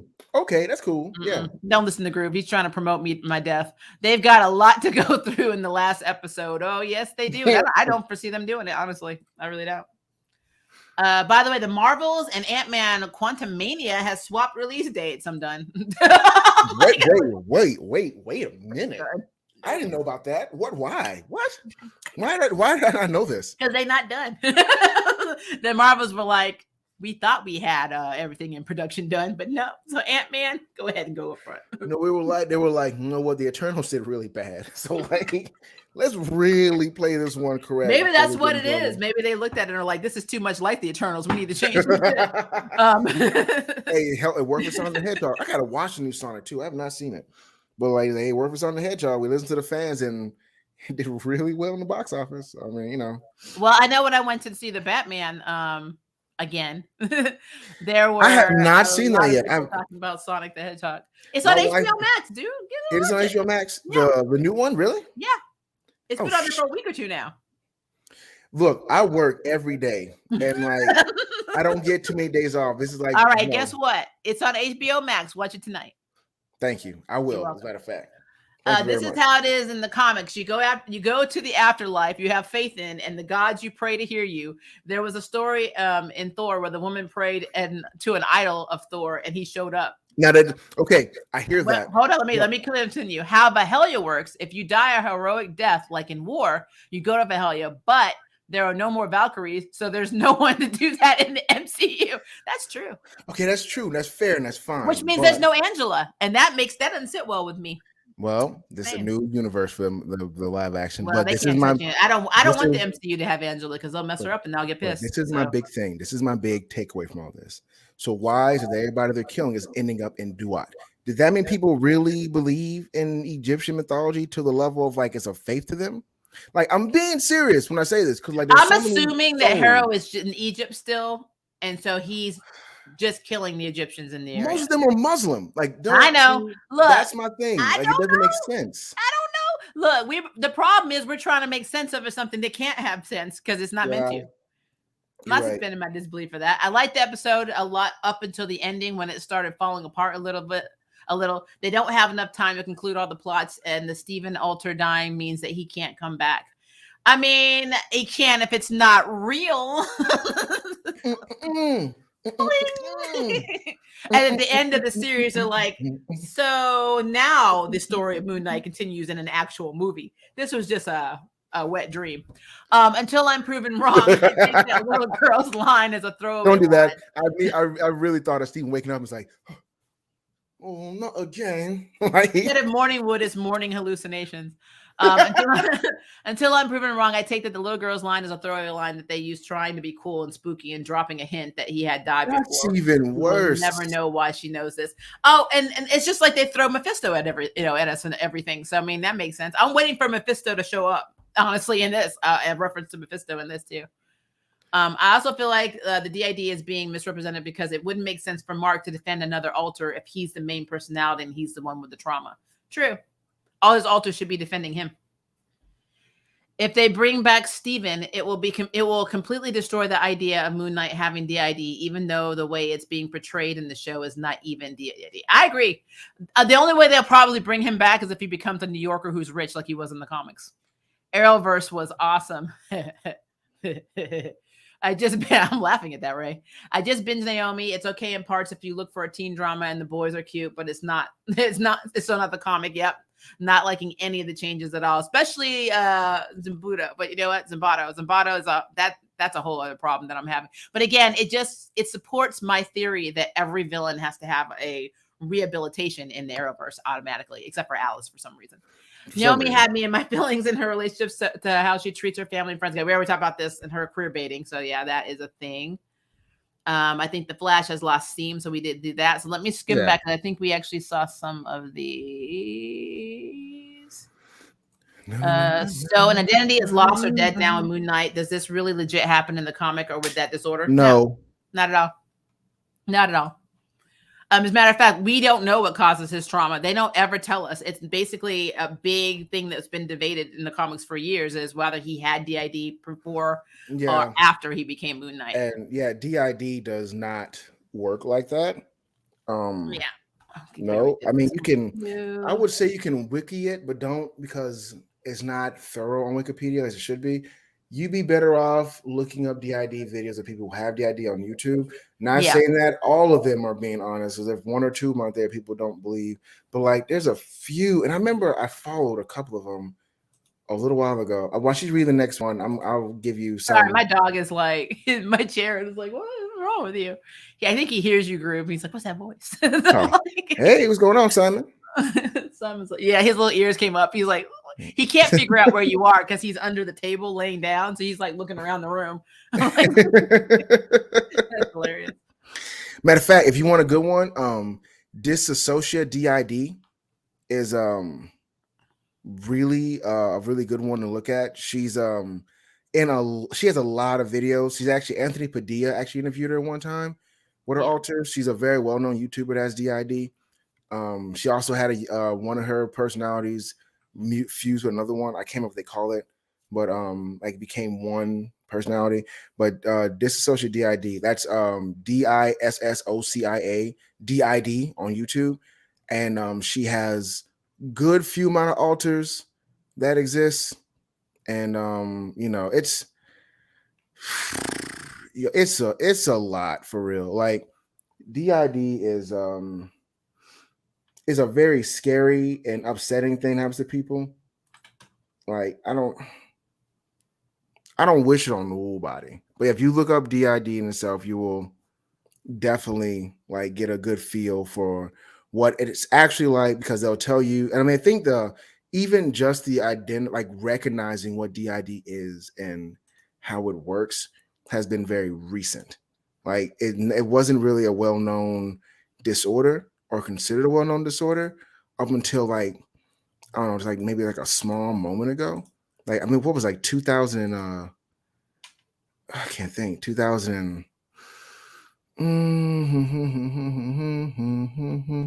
2009 or 10 or something like that. So it become a little more mainstream. Before that, I thought DID was just schizophrenia. So I mean, like, Yeah, they thought it was just they literally only called it split personality disorder. They yeah, didn't realize how involved it was. But remember, you have to disassociate disorder is different from DID because yeah, disassociate is actually detaching yourself. yeah. Like the actress who plays Cora, ironically, has dissociative disorder. She talks about it and how sometimes she feels like she's outside of her body looking in, which is a horrible fucking feeling, honestly. But it's like something happens and you just maybe the stress of life or whatever, it gets too much for you, and instead of creating a different personality in that disorder, you just go away, like you just go into yourself, and And that's I those completely are, different. and disorders are that you have the disorder, and sometimes like they will my brain just left my head. So sometimes like when you have it, like you will have some people have this, some people have DID, and the one of the personalities will have an accent, some won't.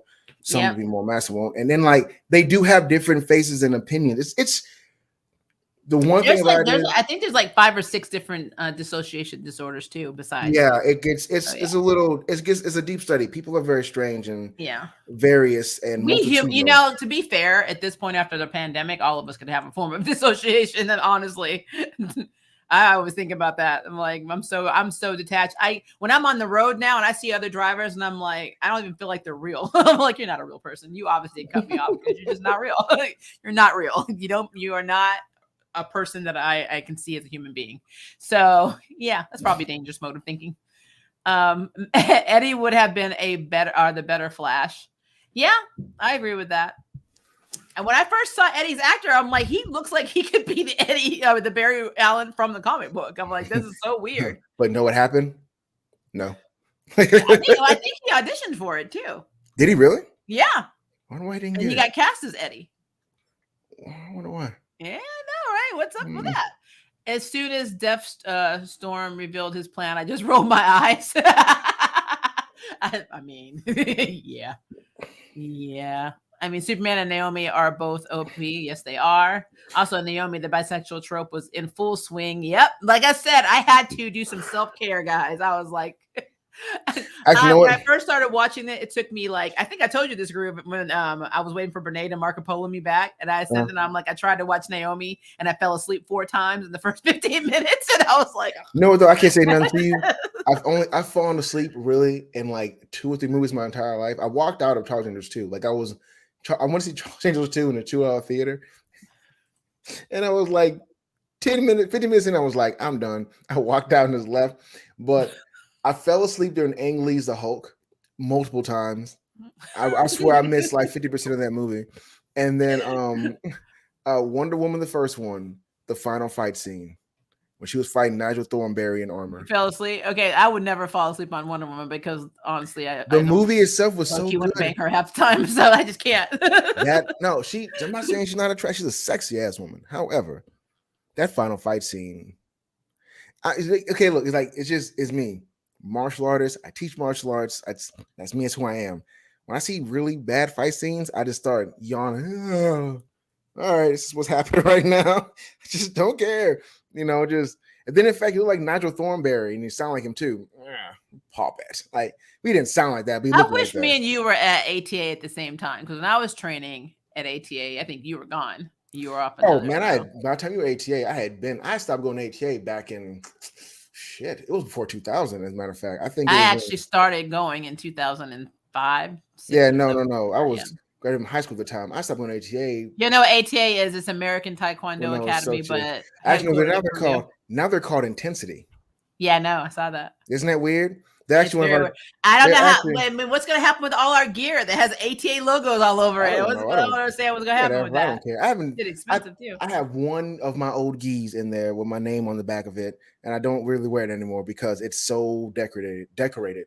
But I mean, Really? like, I can't really fit anywhere anyway. I'm like, I'm too big for it now. Well, I can fit it, but it fits very, very, very, very, very, very well. But just they're brand new school. But at the same time, they still have a lot of their old stuff. So they teach Hwarang and stuff now, I guess, but it's all about marketing to the youth, I guess. I don't know. I don't want to give too much away about where I work and what I do entirely. But at the same time, it's just like because they're one of my competitions now. But my competitive competitions, yeah, whatever. But it's just they're trying to rebrand themselves to be, more hip, more cool, I guess. So Yeah. yeah. Well, look, I don't care. I just want my junk bone back because I'm a Bo staff girl. If you want me to go to that So family and choke somebody, get you. No, you don't. They can't give work me because my they staff stole back. it. They sold it. I So know they you know do. what? I'm gonna look online so I can find you another I joke wanted. I on. want. I had such a cool one too. It's Do you remember special. how? Do you remember how long it was? Oh God, I don't. I I have know to you go don't back. remember. I have the. Actually, it's in my email. I can go look and see. Yeah, let me know, and I'll I'll see see if if I I can can see. find. I see if I can get you another one. Just so you know, a little bit up Maria. My bow staffs are my favorite weapons because that, and I'm also. I don't know if this is my native side. I love archery, so I love especially compound bows. But my favorite, if I'm in the streets, I want a bow staff because your girl knows how to defend on four sides with it. One of my best weapons trainings has always been in bow staff. So job bungs are very important to me. All I right, so mean, yeah. Bizarro World Superman gets his powers from kryptonite, but it also is a drug to him and causes him to look deformed. But Jonathan looks normal and doesn't seem to use his kryptonite. Look, I've been trying to explain how the Arrowverse and everything works. It don't. It don't work. I don't know why. We could have made a whole place full of Bizarros. We're going to talk all about that on my Arrowverse review because I have lots to say, but it's still a damn good episode, but I have lots to say. In DID, alters either emerge or go dormant. And since Steven is dead and it's just not possible to have him back. If they bring him back, it won't make sense. I agree with that. The only reason I know about stuff is because my River, my spouse, has a psychology degree, so I have all these books and we have all this stuff in the house. But no, it wouldn't make sense at all anyway. Like they're gonna do it. They're gonna bring him back because they have to. Because money do it. and character. Well, no, remember it's gonna make sense because it's a wet dream hallucination. It didn't happen. I'm like, Superman is a super genius with photographic memory, and a lot of people forget that. He's a speed reader for sure. Okay. Let me clear that error fast. I hate people do that. So let's be real. He's not a super genius. Stop that. No. No. That's not what that means. Just because you can learn super fast means okay. It's like if you have the genetic capability to developing muscles quickly. Cool. Doesn't mean you're an excellent fighter. It doesn't mean you're awesome like martial artist. Doesn't even mean you're a strong man. This means you have a lot of muscle that you're not using. Superman has a very bizarre, whatever you keep writing in, Boy Scout attitude. He can learn super fast. He can read super fast. This is all very true. That doesn't mean he's a super genius. And you know why he's not a super genius? Because Batman outthinks him. And that says a whole lot about your personality. I don't know. So let me be devil's advocate here. I will say the man does build all his own tech and stuff at the Fortress of Solitude. And it's easy to outthink even the smartest person if they're not looking for you to coming at them a certain way. Batman is the way he is and gets away with the shit he does because he sits in the back and he plots nefarious shit behind your back. He goes behind your damn back to do stuff because he is not, and let's be real, the super genius of the DC is Mr. Terrific. Period. Actually, it might be the monkey detective. And I'm sure that if you put Mr. Terrific against Batman, the Batman people that are absolutely, completely pro Batman is hashtag the best thing that's ever happened in the DC universe. The man can even though he's whole ass human, can lift 200 ton, like all these unrealistic things we're supposed to believe about a human being. They'll say, oh no, Batman would definitely outshine, in intellect, Mr. Terrific. And then I'm just gonna bitch smack you because that is not true. I mean, there are a true. lot of characters in the DC comics. I'm saying that DC comics that far outshine Batman in intelligence and cleverness. Don't get me wrong, but the capacity, he goes by fear and he goes by being effing sneaky. When he talks about contingency plans, I have a contingency plan for almost everybody in GLA, and I'm like, that's okay, that's what I'm thinking about. Like, at the same time, capacity of which does not necessitate the actuality of which. You may have the capacity, like Superman's capacity, to be the most intelligent character because they didn't have design. Between him and Martian Manhunter, that's a really weird. Yeah, and his stats always say he's a 12th level intelligence. Yeah, I mean that's in his stats. It's what it says. They say that because he's the capability he has of doing that, but he's constantly naive and he's constantly not thinking that quickly for some reason because he keeps getting caught off guard. It's like I guess he's not looking for it. You don't think your friend is out to like do shit. No, I mean, it's not even against just Batman. There's other heroes and other villains in general. Yeah, he doesn't think on that level. Even Lex outsmarts him. Like, that's bullshit. Okay, like I feel like Superman's problem is that he literally doesn't think people are out to do him harm or out to do nefarious shit. That's called being slow. That is a slow trait. You shouldn't do that. I think it's called being too trusting, honestly. One more time, that's a slow trait. If your whole look at Mark. Mark went into the desert as a mercenary with a whole bunch of other mercenaries you can't be trusted, and was surprised one of them shot all of them. Like, get the fuck out of here. What's wrong with you? We just got finished saying that was a I feel like there are different levels of intelligence. So street smarts are never going to be Superman's forte. No, they're not. But see, Batman, Batman, Mr. Terrific, even Martian Manhunter has the street smarts and the actual like conversation. I'm going to interject. I love Martian Manhunter. It depends on who's writing him, though. Actually, I've seen him do some stupid shit too. That's very true. That's very true. You're right. Never mind. I take that back. That's true. That's very true. That's right. You're right as rain on that one. You're right. Never mind. I take that. I redact my statement. I spoke too strongly for Martian Manhunter. I know you were trying. I was trying. I like him as a character. But man, John's done some stuff that I was just like, why? What's wrong with you? But no, like I get it. And like this is always a thing. I am a person that is like, because Superman and Batman are not my favorites in the DC universe, I can sit back and be like, I don't need to have this with whose brain is bigger, whose penis is stronger. I don't give a crap. I'm not ever going to do that. But I'm playing devil's advocate because Batman is a great detective. His mind is very analytical. He is sneaky as fuck. Yeah, but that's Superman's intellect is more in technology and he's Kryptonian, so he actually can go in and look at blueprints and build really fucking advanced tech, and that's fair. What he's good at. Yeah, that's absolutely fair. So street smarts is not gonna ever be. First of all, why the hell do you need street smarts, Groove, when you live in fucking Smallville? You don't. Okay, but this is my point. If we go back to the Golden Age, like Superman's beginnings, he had a far more detective mindset. For what is worth, when it comes to written. But I mean, remember, you look at Superboy. Like in Superboy, you could actually see that he was so, even with Lex, it took him a long time to see that Lex was angry at him because he made him lose his hair. Yeah. But but at the same time, like I was saying, it's like, for what it's worth, for the time it comes written, he was meant to be detective-like because it was detective comics. A lot of this stuff was about solving mysteries and murders and theft and all that good stuff. They meant for it to be more noir with like noir types feeling with him. So however, the more they gave him powers and strengths, they just pushed that back. So like, for what it's worth, Superman, man, it's kind of like, man, it's like Goku and Vegeta. No, more like just Vegeta in general. Vegeta's an alien and he has all kinds of technology knowledge, but he still knows better and he has fight sense and he knows how to pay attention and analyze. Superman doesn't do that too often as he should. Like, don't get me wrong, when the fight is going on and it's life or death for Superman, he is definitely aware, alert, in tune, and paying attention. Like, for example, anytime he fights Batman, anytime, he starts to turn on his, like, I need to pay attention because this motherfucker's sneaky. So let me start paying attention to him. And still, every time, for some reason, like Superman, you can see shit so fucking quick. How does Batman keep catching you off guard? So let me ask you this. That's a writer issue, I guess. That's a writer's issue, and that's going to be across, like, every character has a problem. But I'm going to tell you this. This is Maria's mode, okay? And maybe I'm just a simpleton, okay? If I had the ability to headshot you with my heat ray vision. Simpleton, but go ahead. Think about it. Heat ray vision, right? Why am I on the ground with you? I'm just going to fucking burn a hole through your head, and then I'm going to end my problem. God. You're not wrong. I mean, that's wrong. I mean, it's not that. But Superman is always Batman.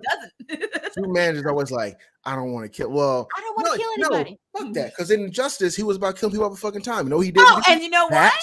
He didn't do that at all. He didn't sit there. He was killing people. Yeah, but we're not talking but he about wasn't. Injustice. Yeah, but he wasn't. But he wasn't sitting in the watchtower on the ground. It's like, and boom, like you can't find Batman in an underground facility. Shut the fuck up. You can't follow anybody going to the Batcave. Stop that, Superman. You know where the Batcave is. You know where his house is. You know where his hiding spots are. And you know what that is? It is writing. You know what I mean? So issue. like it just you can give somebody a stat sheet. It doesn't mean you're gonna write something based on the stats. I'm just putting it out there. Put it out there. But like this whole if Superman versus Batman, Batman can always figure out a way to kill Superman. I'm like, that's because Superman's not trying to kill Batman. And I'm gonna put this out there, guys. I mean, I'll probably get some hate for this. None of the Justice Leaguers or anybody else in DC Universe that has come as an opponent to Batman are trying to kill him. Because if they really were trying to kill him, he would be effing dead. Period. And there's no Lazarus pit is gonna bring him back. Not that many times. So all I'm saying is the reason Batman gets that clout is because they let him live. They let him do this shit. And if you don't believe me, I'm gonna direct you back to my favorite issue when my boy Jon Stewart told him straight up, "Let me explain something to you, man. You like to intimidate people by fear, but guess what? I'm not scared of your ass. So now what?" And Batman was like, okay, I'm gonna back the hell off, because in that moment he realized Jon Stewart was not playing with his ass. And that is what Batman, he needs that. He needs that fear. He needs you to fear the bat. And when you don't fear the bat, you don't have any problems. Now, the Batman who laughs, that's a whole different story. But I'm just saying, Batman gets all the clout that he gets in the comics because the fanboys love him. And it's just what it is. It's just what it is. And so, yeah, it's writing. But realistically, his ass would totally be dead. I find those fanboys for Batman and Superman sometimes belong on Truth Social. If you don't know what Truth Social is, don't look it up. Plus, way the Flash is what he's talking about. Handled Phantom Girl was terrible. Yeah, but remember, we had this conversation in the Arrowverse. If you were an alien, you were automatically human. You're not alien anymore. So Phantom Girl is literally the daughter of aliens from another whole ass dimension, and she's human with a mother that's human who gave her up for adoption for whatever fucking reason, and because of her parents or whatever.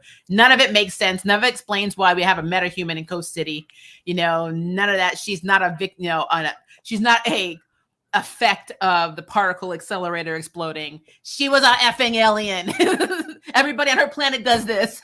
Just like Dreamer and her mom. This is yep. Like I said, it's just another victim. This is the whole yep. Superman can time travel like Barry can with his super speed. In one story, didn't he reverse the time of Earth by flying Superman backwards around? That was in the movie, the Christopher Reeve movie. I think he might have done that in the comics, though. Actually, but no, let's because okay, all right, hold on. This is one of the things. Let me get my water ready. This is one of the weird things. One of the weird things. Okay, so Superman time travel like Barry with super speed. This is when we get really, really, really conflicted by what a power barrier is, like what constitutes being strong, what doesn't, and what you're good or great at. And this is why I'm gonna say this. Okay, so just a disclaimer: you mean you gotta be careful with Groove. The only fight me and Groove have ever had in our very long 15 years of friendship is when he told me that Martian Manhunter would die by the Flash's hand, and I'm like, but Martian Manhunter would get into Barry's head and literally make him pull up his old going to rehash that right now. And he got so angry with me. That was before he matured a little. He got so angry with me. We're not going to rehash that right now. I'm still right. We're not going to rehash that right now. You're not. I mean, you're not right, but it's fine. I let you believe you're right because I'm 10 years older than you, and I just let you know. We both Sagittariuses. You're on December 7th. I'm on December 8th, exactly 10 years apart. And my extra 10 years of wisdom, I know it's hard for you. So, I just let you, because I don't want your ego to be damaged and bruised. So I let you believe that you're correct some of the time, but this is an impossible straight of eye roll. I'm gonna roll it as hard as that's fine. You can keep eye rolling. You eye roll to the truth, but it's fine. Martian Manhunter would be sitting up at Watchtower, being like, and literally in Barry's head, he'd be running to the Speed Force and be like, "I want tacos tonight." Oh no, you want pizza. I want pizza tonight, and that's literally how that shit would go down. Barry Allen has proven. Wait. This is not even a point. It's not even a point. It's not even a point. Wait, where I was at was when it comes to super speed, when it comes to super strength. Okay, I'll give it to you like this. We're all familiar with Dragon Ball Z. This is always a good outlier to put into It's it. not. It is It's because not. Dragon Not Ball. in this situation. I'm going No, by it is. psychic ability. No, I'm going by force we're pushing not. somebody's Okay, mind. we're not talking about that. Even then, Like, Dragon Ball that Z is can him. I still should be used for Manhunter's that. power. Yeah, don't get me wrong. We can That still is his we power. can legit use One Punch Man for that analogy, honestly. But that's not the point. We're not getting to that because that's a writer decision. So beyond talking about what can be moved, what can't be moved, it doesn't matter. Okay, look, or how fast thought is compared to how fast, it doesn't matter. So as I was saying, when it comes to Superman and Barry Allen, the time travel and stuff and super speed and all other stuff, keep in mind that we don't really know how time travel works, and we don't really know how much speed you need to go through time in the first place, how to break that barrier. I say using Dragon Ball Z as an example because, and this is so stupid, and I hate this, I really do hate this, because his newest manga chapter in Dragon Ball Super is so fucking retarded, but whatever. So one of the characters wished to be the strongest in the universe, and he got it, and another character wished to be the strongest after him, and he got strong. It doesn't matter. So for some reason, being the strongest means you can learn it. Matter. It's just dumb. It's just dumb writing. So like the strongest universe, Granola, that's his name, Granola. He's watching Goku. So that's stupid. So he's watching Goku the instant transmission, right? And he saw Goku the instant transmission and immediately learned it because he's the strongest. I guess that gives you the right to this no shit, whatever. I don't care. So like he's doing instant transmission, and she's like, "Is that instant transmission?" And Goku's like, "Yeah, it is, but it's faster." What is faster than an instant? So when we're talking about speed of characters when it comes to breaking barriers, breaking time, whatever else, this is a very fickle and fragile thing to play with because we don't know. We know Barry's whole thing is speed. Superman's thing is in speed. Superman's thing is just being super. I don't think he's ever time traveled in the comics, but he's also been living energy in the comics twice, red and blue. He's also been a zombie. He's also been a White Lantern. He's also been a Black Lantern. He's also probably been Moon Knight once or twice. We don't know yet. I mean, fuck it. Who cares, right? That's pretty sad. Superman can be anything he wants to be. He needs to go back in time again, rewrite this shit. Then hell, Superman was Batman in the fucking television series. So like, you know, like the cartoon Justice League, he put on Batman's outfit and kicked off his rogue gallery's ass, which shows you how hard Batman works where Superman doesn't have to. But still, you know, like when we're talking about super speed, man, super anything is just, that's such a complicated subject. I wouldn't even, I don't know. Because for Barry Allen, traveling through time is like us picking out a new box of Cheez-Its. It's not, he shouldn't do it, but it's not like it's a big deal for him. You know what I mean? He just kind of like, I feel like saving somebody yesterday, and he goes back and comes back. You know, he probably does it all the time, but he don't know. So I mean, like,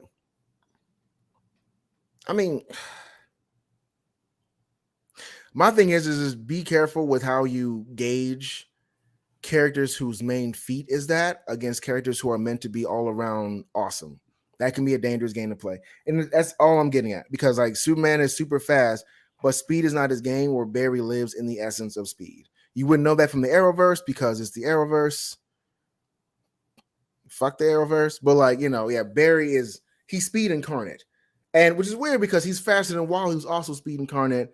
Actually, the latest editions, Wally is faster than Barry. Is he really now? He is. Finally, they gave him his flowers. Okay, he's getting cool. his flowers. He is. All right, good. Much faster than Barry. That took a long time. Yeah, but yeah, that will never reflect in the Arrowverse. No, fuck no. They're not giving. Faster. They're not giving Wally West the fucking ability. Now, Wally West is at a temple, and you know he's been meditating for like. Are you serious? Yeah, he's gone. He's been meditating. It's because the actor actually wanted to leave the show. I mean, honestly, I think working for the CW, probably a 16-hour day, 6 days a week is a lot. Shit, so give you a tumor doing that dumb shit. Actually, who was the other one? Bart. Isn't he the fastest? Bart was the fastest until he like died. Ooh, spoilers alert. Sorry, guys, if you didn't read those comics. Let's be clear. All of them have died at some point. I know, right? Barry was supposed to whole ass die in Crisis. Did they ever bring Bart back to life in the series though? Bart in the well, you mean in the Flash? Yeah, in the comics. Did Bart ever come back in the comics, yes. And the TV show and Arrowverse, he's actually Iris and Barry's son. All right, next question. So and remember I won't tell you what they did. Remember his super contortism and super ventriloquism from the 40s, 50s. Explain why he looks different. It's called. We're not playing with that shit at all, Maria. I don't like that period. That was funny though. No, that was Now the Okay, question to is, be fair though, in the the fourth question, movie, he didn't her fly question, either. He just leaped from single Serenity, bounds from building the Serenity's, building. Serenity's question was fine. The shit you were talking about, the where the fuck that was you were just saying? What? But the whole Barry and Bart being is, you know what? Well, like I said, when they change everybody's Mm, relationship in mm, I don't know why Don mm, and Don can't be in this. mm, It's really weird. It's not. Look, I don't write the damn show. I The know Glee you don't. reunion was a I key know you just because being a Barry and the messenger. I just music villain were like romantic fool together in Glee. Yeah, okay, it was a stop. Glee Okay, reunion. That's what it was. okay. Look, this for real. Fuck you, Arrowverse. Don't. Oh my god. I wanted to love the musical ep, but there weren't enough songs for me. I agree with that. I need Yes. to have more. Oh my music, god, you there know? should have been more songs. There should have been a two-parter. The song that we were talking about, we were talking about the one that was at my wedding and then later at Groove's, is Garden of Everything. It has Mayo Sakamoto and what the hell is the guy's name? Steve Kant. Steve Kant, yeah. Yep. Written by Yoko Kanno for I think it was Escaflowne. Washafone. It was. I thought it was Escaflowne, wasn't it? Yeah. How do you say? You said either the opening or the ending theme song. I think it was the ending. Yeah.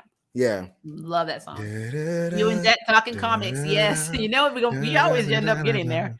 Yeah. Speaking of comics, did you see my picks for trash comics? Probably. My almost 46-year-old brain, though, it's not here. There's no questions. So let me know where you put relist. Yeah, send your list of trash comics. And we'll put them in that episode first, and then we'll like talk about why we didn't read them or why we did read them. Like the reason we thought these were shit. I don't view it as queer baiting. I take it as Naomi is bi and just not into the Latin girl. Either way, she has a man, so that's her friend's fault for chasing someone taken. Well, to be fair though, if you go to the previous episode, she was literally, they were looking at each other lovingly when they were at the school. And so I kind of feel like it is queer baiting, but that's only not just because of Naomi. It's just what the CW effing does. They write all queer characters as queer baiting at this point. You cannot have a successful relationship if you're queer in any CW show. The only one we've kind of gotten was Sarah and Ava, and it looks like Legends is going to be canceled too. So that's gone as well. So it is what it is. It is what it is. Naomi is for some reason the succubus, and she just attracts everybody towards her.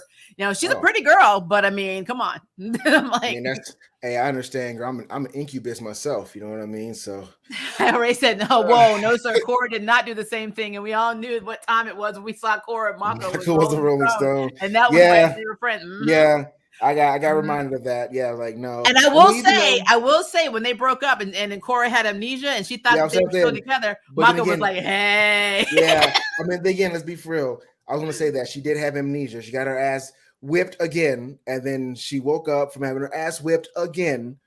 I'm gonna keep saying that she loses. I know you just don't like Cora, and I do, so it's a thing. She loses so much. Oh my god, in the worst ways. But it doesn't matter. It doesn't matter. It doesn't matter. She woke up. I'm not here to debate. We're not even talking about her fighting. We're talking about the fact that the biggest hoe on the show was Mako. It is Mako. Show Mako. You're wrong. Mako is the biggest hoe.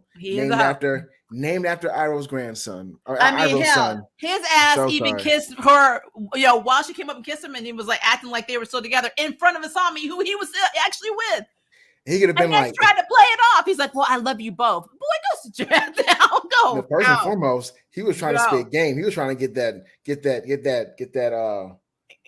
was trying to tap everybody. And then in the damn show, his grandmother, when his grandmother shows up, she's like, "You're just like your grandfather." I'm like, Yeah, you're damn right, Mills. No, he was trying to get that harem started. Like, well, I got two here. Who's next? Yep. Yeah. How's Naomi gonna dirty dance and have all these moments with this girl and use her as a backup to her boyfriend? Yep. And then be like, I have a boyfriend. I bet her best friend wasn't there. She would have went for it. Yeah, the way they write her is she's actually becoming very unlikable for me. So it's just, especially how she is with her parents, because yes, they hid who they were, but I mean, come on, you've been hiding who you are the whole fucking time. The only reason you even told your parents is because you had to. I mean, that it always is like a reverse. I hate when superheroes, especially when they have alter egos, are like, you lied to me. I thought we built our relationship on trust. I'm like, and you gonna tell me you were a vigilante running around on the street? I'm sorry, what? Who's lying? Who's been lying longer? I just went and got a library card to tell your ass. Your ass out there with a whole damn costume. Go home. Exactly. The one bad thing with Naomi is her no weight too. Now that you mention it, she led that boy on when she was single. I'm not saying no, I'm saying not now, then go back with her ex. Yep. I mean, let's be fair. She's not just queer baiting. She's just a baiter. She bait everybody. The second thing I hate about Naomi is her hypocrisy of going around, yep, always lying, but then getting mad at folks for keeping secrets. Thank you. I was watching that show. I was like, let me do this show. Lies. And everybody's like, poor Naomi. I'm like, sit down. Sit down. I'm learning so much right now about that show I'm never going to watch now. I'm glad I got you watching Stargirl, though. So I still have to finish that last season they had. You need to watch that one, but that one's a lot better. I bought my more free time tickets like 3 weeks ago for Friday. Yay! I got mine too, so I'm seeing mine. I go to the drive-in, guys. I'm still because of my health. I have not bought tickets for that at all, and I know I'm going to do that eventually. We have been busy people, very busy, super busy. But you know what? Man. You gotta watch the multiverse because we gotta do a review about it. So don't get me wrong. I'm gonna watch Multiverse. I'm looking forward to this movie for like 2 or 3 years now. Well, I love America Chavez, and I'm worried to death. But outside of that, don't be scared. Be a little nervous. I'm scared. Question: did you two grow up together? I didn't know you knew each other's parents. No. Okay, this is a strange question. So when we met in college, and she has met my mother. And grandmother and brother. And my grandmother, yes, my brother. She actually met a lot of family. She's seen my dad, but she never spoke to him. Thank God. He's kind of himself. I never met her mother, but my mother died a year before I met you. Yeah, but I met her father, and that guy, because he likes me so much, and it's so weird to me. And it's like, what does that say about my personality? Did you like me so much? Means you're. What's going on here? Like, Jesus Christ. Like, he really, every time I went by your place when he had like little house parties and stuff, or whatever's going on, or if I was hanging out and drinking and stuff, your dad will always like, hey, so what do you want this and this? Yeah, I was thinking about this and this. And anytime you're talking about, I don't follow sports well. So he's like, well, what about them Dodgers? Like, I don't watch baseball. No, he lived 49ers. He would try to talk to you about 49ers all damn time. I made that reference. He talked about football a lot, and I was like, oh, make a pass, boy. Crisscross like Randy Moss. That's how old my football knowledge is. Like to 2003, 2004. So like, it's just like, I don't know. I don't. I'm glad Adam was there. Back when me and Adam were still friends. We're not friends anymore.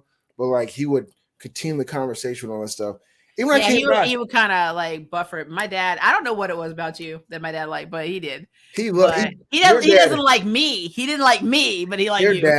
Your dad adore. I will come by sometimes to do recording, like, oh, hey, what's going on? Welcome back. Yeah. Oh, she in there doing some recording or some stupid stuff. I don't know. I said, well, I'm actually like my job as a voice actor. Then I'll be like, well, I'm actually here to record with a little bit. Oh, man, it's understandable. I'm glad you supporting her and stuff. Sure. Where's she at again? She's in the living room. Okay, cool. Yeah, if you need anything, man, the kitchen's open. Got a fridge. We got drinks. Whatever you want to do. And I'm like, appreciate it, man. Like, look.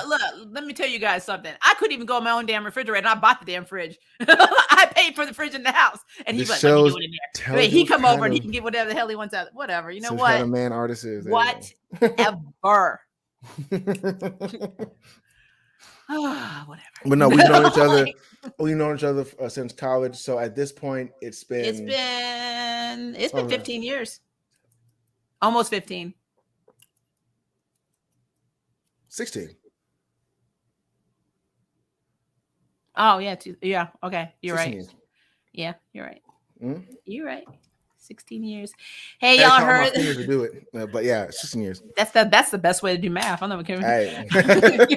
Have you heard that the countries in the Middle East banned MOM because of 12 sections of worth of dialogue of America Chavez mentioning her two moms, and people in said country are attacking the actress? I mean, of course they are. I mean, look at what happens with Disney cartoons. Whenever they have queer people, they airbrush the other person out, so it looks like they're talking to air and they're fucking crazy. So I'm that doesn't. Sick and tired. Like, guys, it is what it is. Man, come on. I'm ashamed of my 2% Pakistani, and I'm just joking. I'm just feeling like I can't do that to a whole culture just because the government's stupid. Like, it's not everybody in that culture is acting that way. I don't know. This is why I feel like, seriously, when we get politicians, make sure they're at least one generation behind. Don't get politicians 2 or 3 generations back. Don't do that. Like, even for us, we should put anybody in office that's not at least Gen X. At least Gen X. Anybody beyond Gen X, like no, you're too old. You have no Yep. idea what's going on. Like Yep. They're just set in anyway, their ways. Well, Doctor Strange had large portions redone. I felt loud, as I said, like last fall. I am vindicated. I mean, doesn't shock me. There's still a single Valkyrie left. Her yep. girlfriend may still be alive, but we don't know. They cut her out We of the don't movie. know at all either. They Like, did cut her out, and they that's some cut her shit. out. Yep.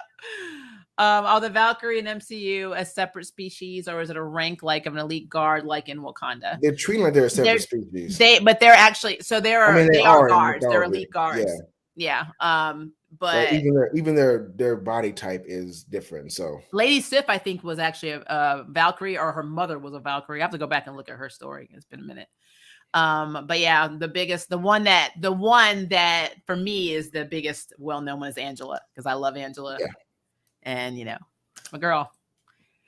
Ray, I've got tickets for Wednesday night, so everybody's got their tickets. Did anyone see some fans attacking Norman Radio over his co-star leaving? No. The Walking Dead spinoff, I did not.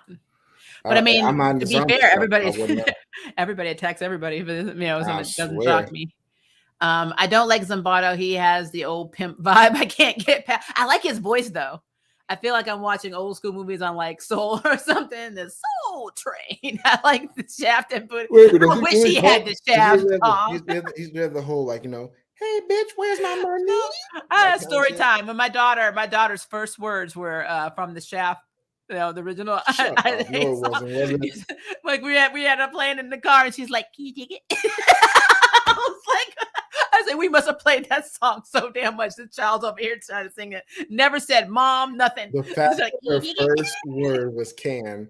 Can you dig it was her first. She didn't have a word. She had a phrase. Her first sentence was, "Can you dig it?" You know what? Yes, I can. Yes, I can. Well, that's my daughter was special. My daughter realized, why do I need to crawl when I could just drop down and then roll?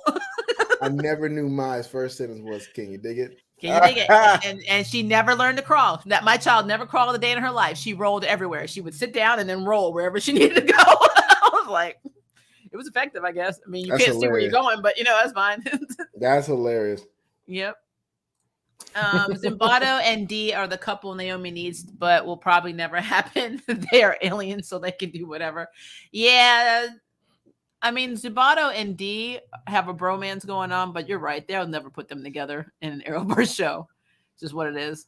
Batman has plot armor. Yes, he does. He absolutely does. They always embellish his abilities to make us understand that, yes, we did drop 5 like 20,000 ton, safes off of somebody's freight truck or whatever on top of Batman. But don't you worry, he bench punches that for breakfast. So, it's just like, no, he's dead. He's going to have been die. Not today, he's not. He's going to die. My favorite Batman is Thomas Wayne from Flashpoint. With the guns and shit. Yeah. That man, Thomas Wayne from Flashpoint. That whole story and his mom being Joker because she couldn't get over that shit makes more sense why Batman wouldn't kill Joker. Actually, yeah, it does. Yep.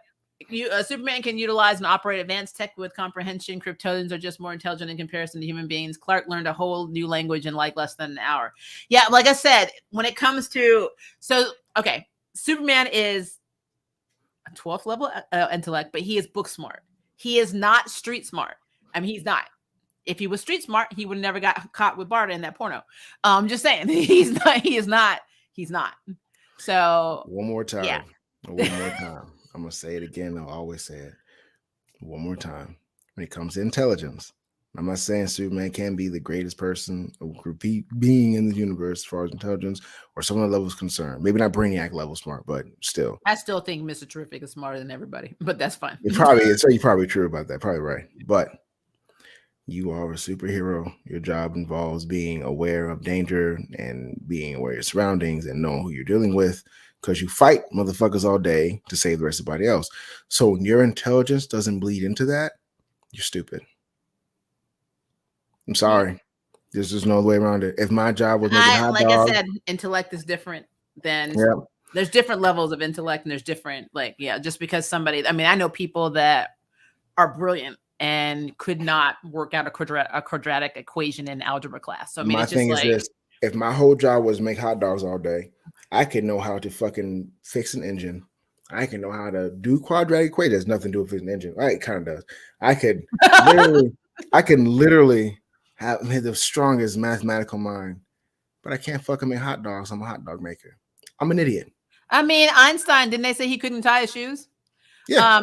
How But then again, Naomi, but that to was be his. clear, I'm not agreeing with the idiot comment. I think people are smart in different ways. That Yeah. doesn't make anyone stupid. It just means that they're If Superman's whole job was being like a liaison or diplomat, oh my god, he'd be amazing. But He's a I do agree with it. superhero, though. I do agree when it comes to science, though. He is a super genius. I mean, he really is. One more When it time. comes to He's not a intellect, scientist, though.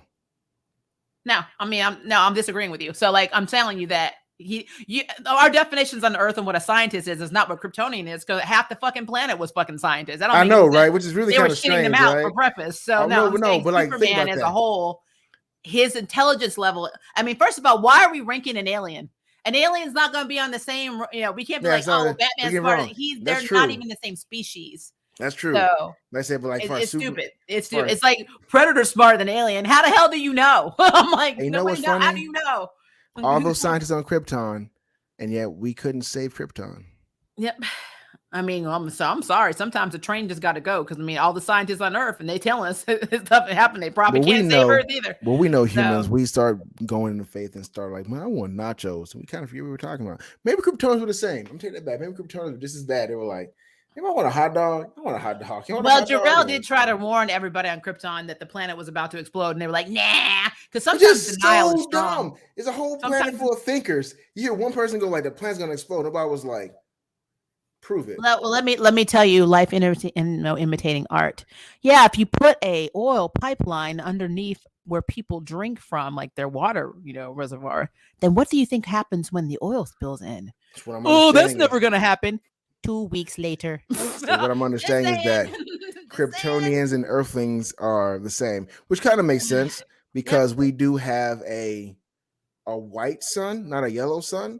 So I guess we went to a planet with a yellow sun. Maybe we'd be super strong. You never know. Just saying. Let's be clear. We all learned in kindergarten that the moon was made out of Swiss cheese. How Naomi should have been pitched to play on nostalgia and make it a Smallville-esque TV series. Include more Superman in the show. Use Brandon Routh. Ty is too busy. More action. Yeah, I'd be down with that. Naomi feels a bit like it's wasting its potential because it is. I'm like, does not feel like it's. I've never seen it. And I agree with that statement. You're gonna I know you're gonna be in your feelings. Batman has one of the highest deductive reasoning capabilities in comic history. That's true, except for Mr. Terrific.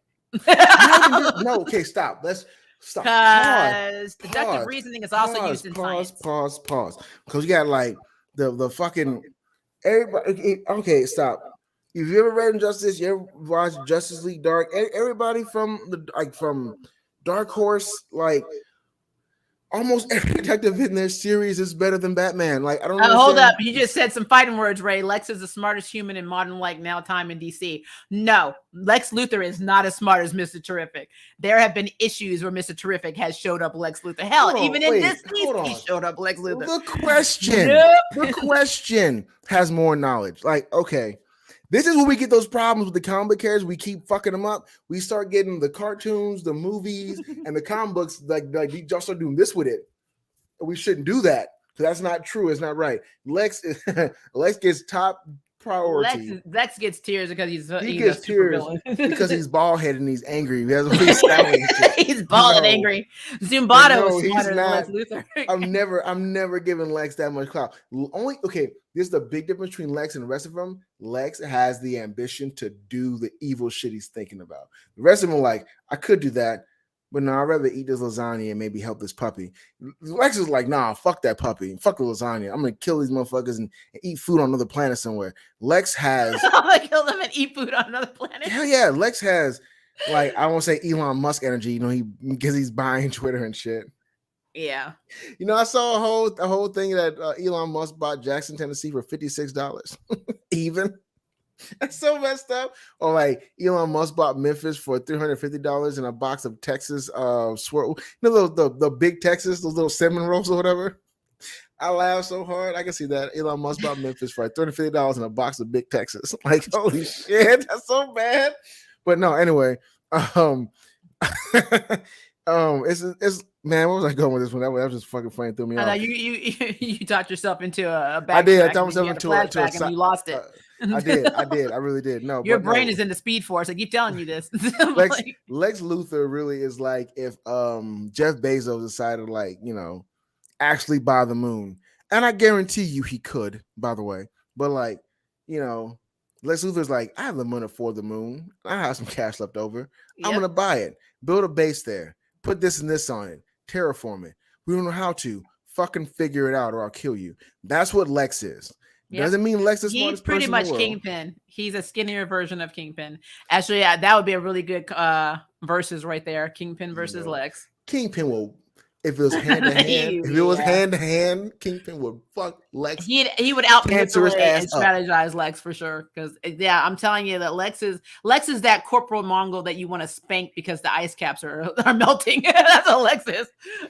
I mean, he's actually insane if you really think about it. He literally is like, I have to be the coolest human on the planet, and Superman came over and he took my glory and thunder, and now I'm angry. In fact, Stargirl is lucky the Teen Titans TV series we will never get from the WB. It has the comic book geeky stuff fans love, some great cinematography, costumes, and some decent fighting choreography. I agree with that. Yeah, I do agree with that, actually. Honestly, yeah, like, for real, Stargirl, I've only watched season 1, and at first I was like, the fuck am I watching? Then I was like, okay, it's kind of cool. And then, seeing her in her little Stargirl spandex sitting on the little thing, I was like, I see they're trying to find sex appeal in this. I'm going to. Well, that actually pose though came from Stars and Stripes comics. Actually, yeah, I know. They tried to mimic it. I get that part, but like, yeah, they didn't have to focus on her ass so much. She's a child, but she in real life she's actually in her 20s. In the series, I didn't know that. Okay, anyway, my brain was like she's a teenager. I was like, no. Okay, I mean, there's so many actors you think that are younger. I mean, I don't look my age, so I'm just telling you, sometimes you don't age fast. It's just what it is. Marie, you look like you're at least 57. I know, on a good day. My doctors don't believe me that. I go to the doctor and they're like, "You're in your 40s." I'm like, "What the hell does it say on my medical chart?" I'm not getting confidence from you right now. I'm like, hey, well, ask me my age, and this is annual. But no, I mean, like to be for real, like like I'm even I look like if I shave my facial hair all the way off, like I'm like 24. But I mean, to be for real, like I didn't know she was that old. I never looked into that, but I'm pretty sure all of them are in their 20s. I think only one of them is a little younger. But I mean that part, whatever. But like as far as the way the story works, the dialogue delivery is very. But whatever. Well, season 1 was better. Season 2, you can tell some Arrowverse is coming in there because when they first were, that has me worried. I think they were actually more with what was it? DC's freaking streaming service. It just went out of my head. Why can't I remember it? But DC had their own streaming service, and they actually were part of that. And then Arrowverse took them in season 2. So so now Arrowverse is actually more heavily involved, and I'm worried about that because I'm really hoping season 3 is really good. I didn't have a problem with season 2. I'm worried about season 3. I've seen up to where fully under the umbrella. I see up to where they defeat him on the tower, and then they flew off. Her and Rusty and shit, and like, all right, cool, we're on the thing. Yeah, so you need to see the new season. You have to see the new one. I haven't seen it yet, so yeah, I need you to go watch it. What the hell? I've been busy. Man, sit on the toilet. I agree with Maria completely on the subject of the intelligence levels of the smartest characters and the different types of intelligence. Thank you, Ray. Yes, but that doesn't merit to what they're doing. Like, it's okay. This is we are just not going to agree with this situation. No, I mean, we can just say it over and over and over because it comes into a fighting reality. Like, I know this is fantasy, but we're talking about the characters and the capabilities of dealing with enemies and shit. All right. Martial arts. I can know all the pressure points in the fucking world, and I do know a whole lot of them. Very versed in that. But if my fingertips are not strong enough to pierce certain parts, because like the pressure point here is the same one as here or here or here or here, and the amount of pressure I need per point in my hand to make those effective change per hand. So like it really depends on what you know and how you can affect it, how well you train those body parts. I don't give a fuck if you're smart in science. If you're not smart in fight sense, that's a problem when you're a fighter. That's a big fucking deal. So when it comes to like how smart you are, and you can be the most well-versed scientist on the goddamn planet, but it doesn't matter if you can't apply that to fight science. So you keep getting caught off guard. It's a big issue. It's the same thing with Goku. It's the same fucking problem. Fight smart, he really is, but general intelligence, a fucking idiot, and that's the problem with him. He doesn't have any general common So let's go sense. back before I go to this next one. So let's go back to what he said. The subject of the intelligence levels of the smartest characters and the different types of intelligence. So when we're talking about Batman smarts versus Superman smarts, we are not just talking about them beating the shit out of each other. We're talking in general, hence different types of intelligence. So you're seeing it from your martial arts, perspective, and that's fine. I'm saying generally, Batman is given so much clout on being smarter than everybody in the freaking DC universe, and it's not true. It's not true. And there are different intelligence levels throughout all of the DC comics. So it is what it is. Intelligence level, because Batman is not the smartest person in the world. We both agree on that. We've been agreeing on that for the longest time.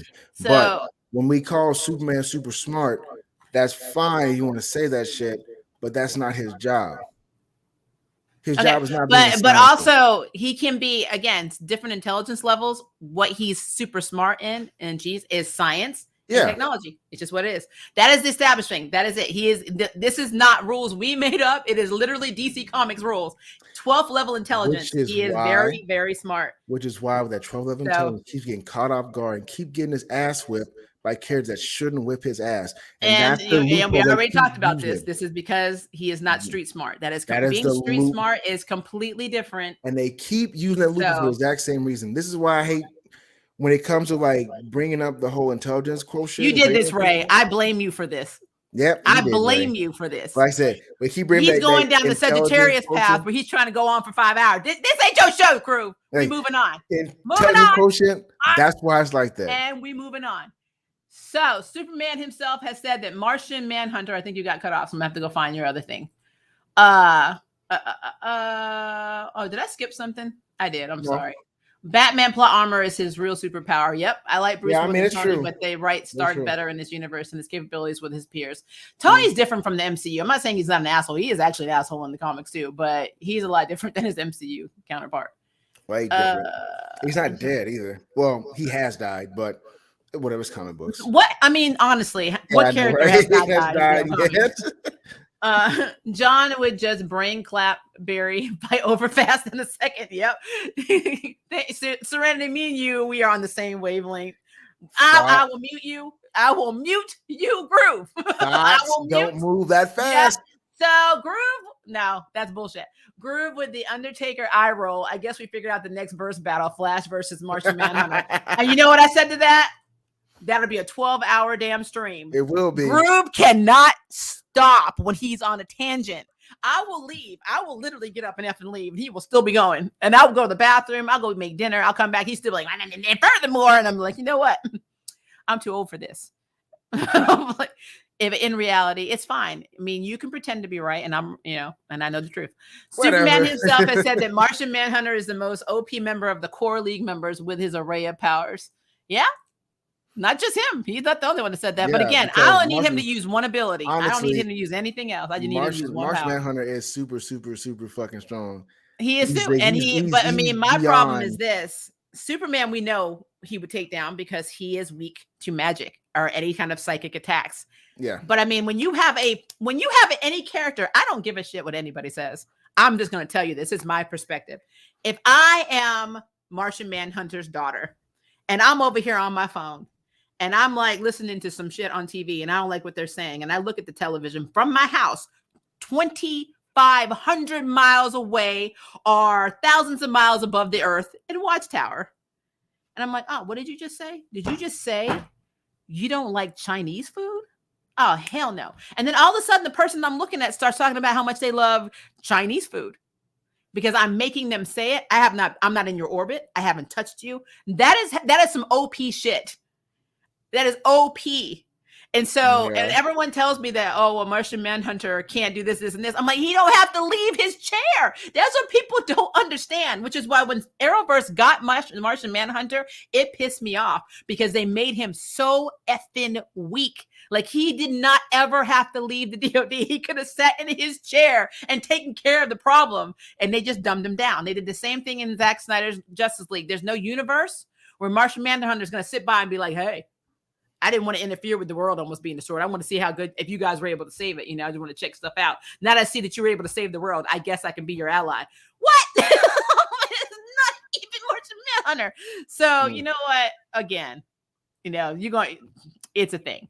So, but we're always going to have this debate. This is the main debate me and Groove have had over. I feel like we were reincarnated talking about this shit. Like, literally, we died and then we're reincarnated. Our thought is 120 meters per second. For some reason, he believes that because you can move at the speed of light, that your brain is not affected by psychic ability. 120 meters per second is a thought. True.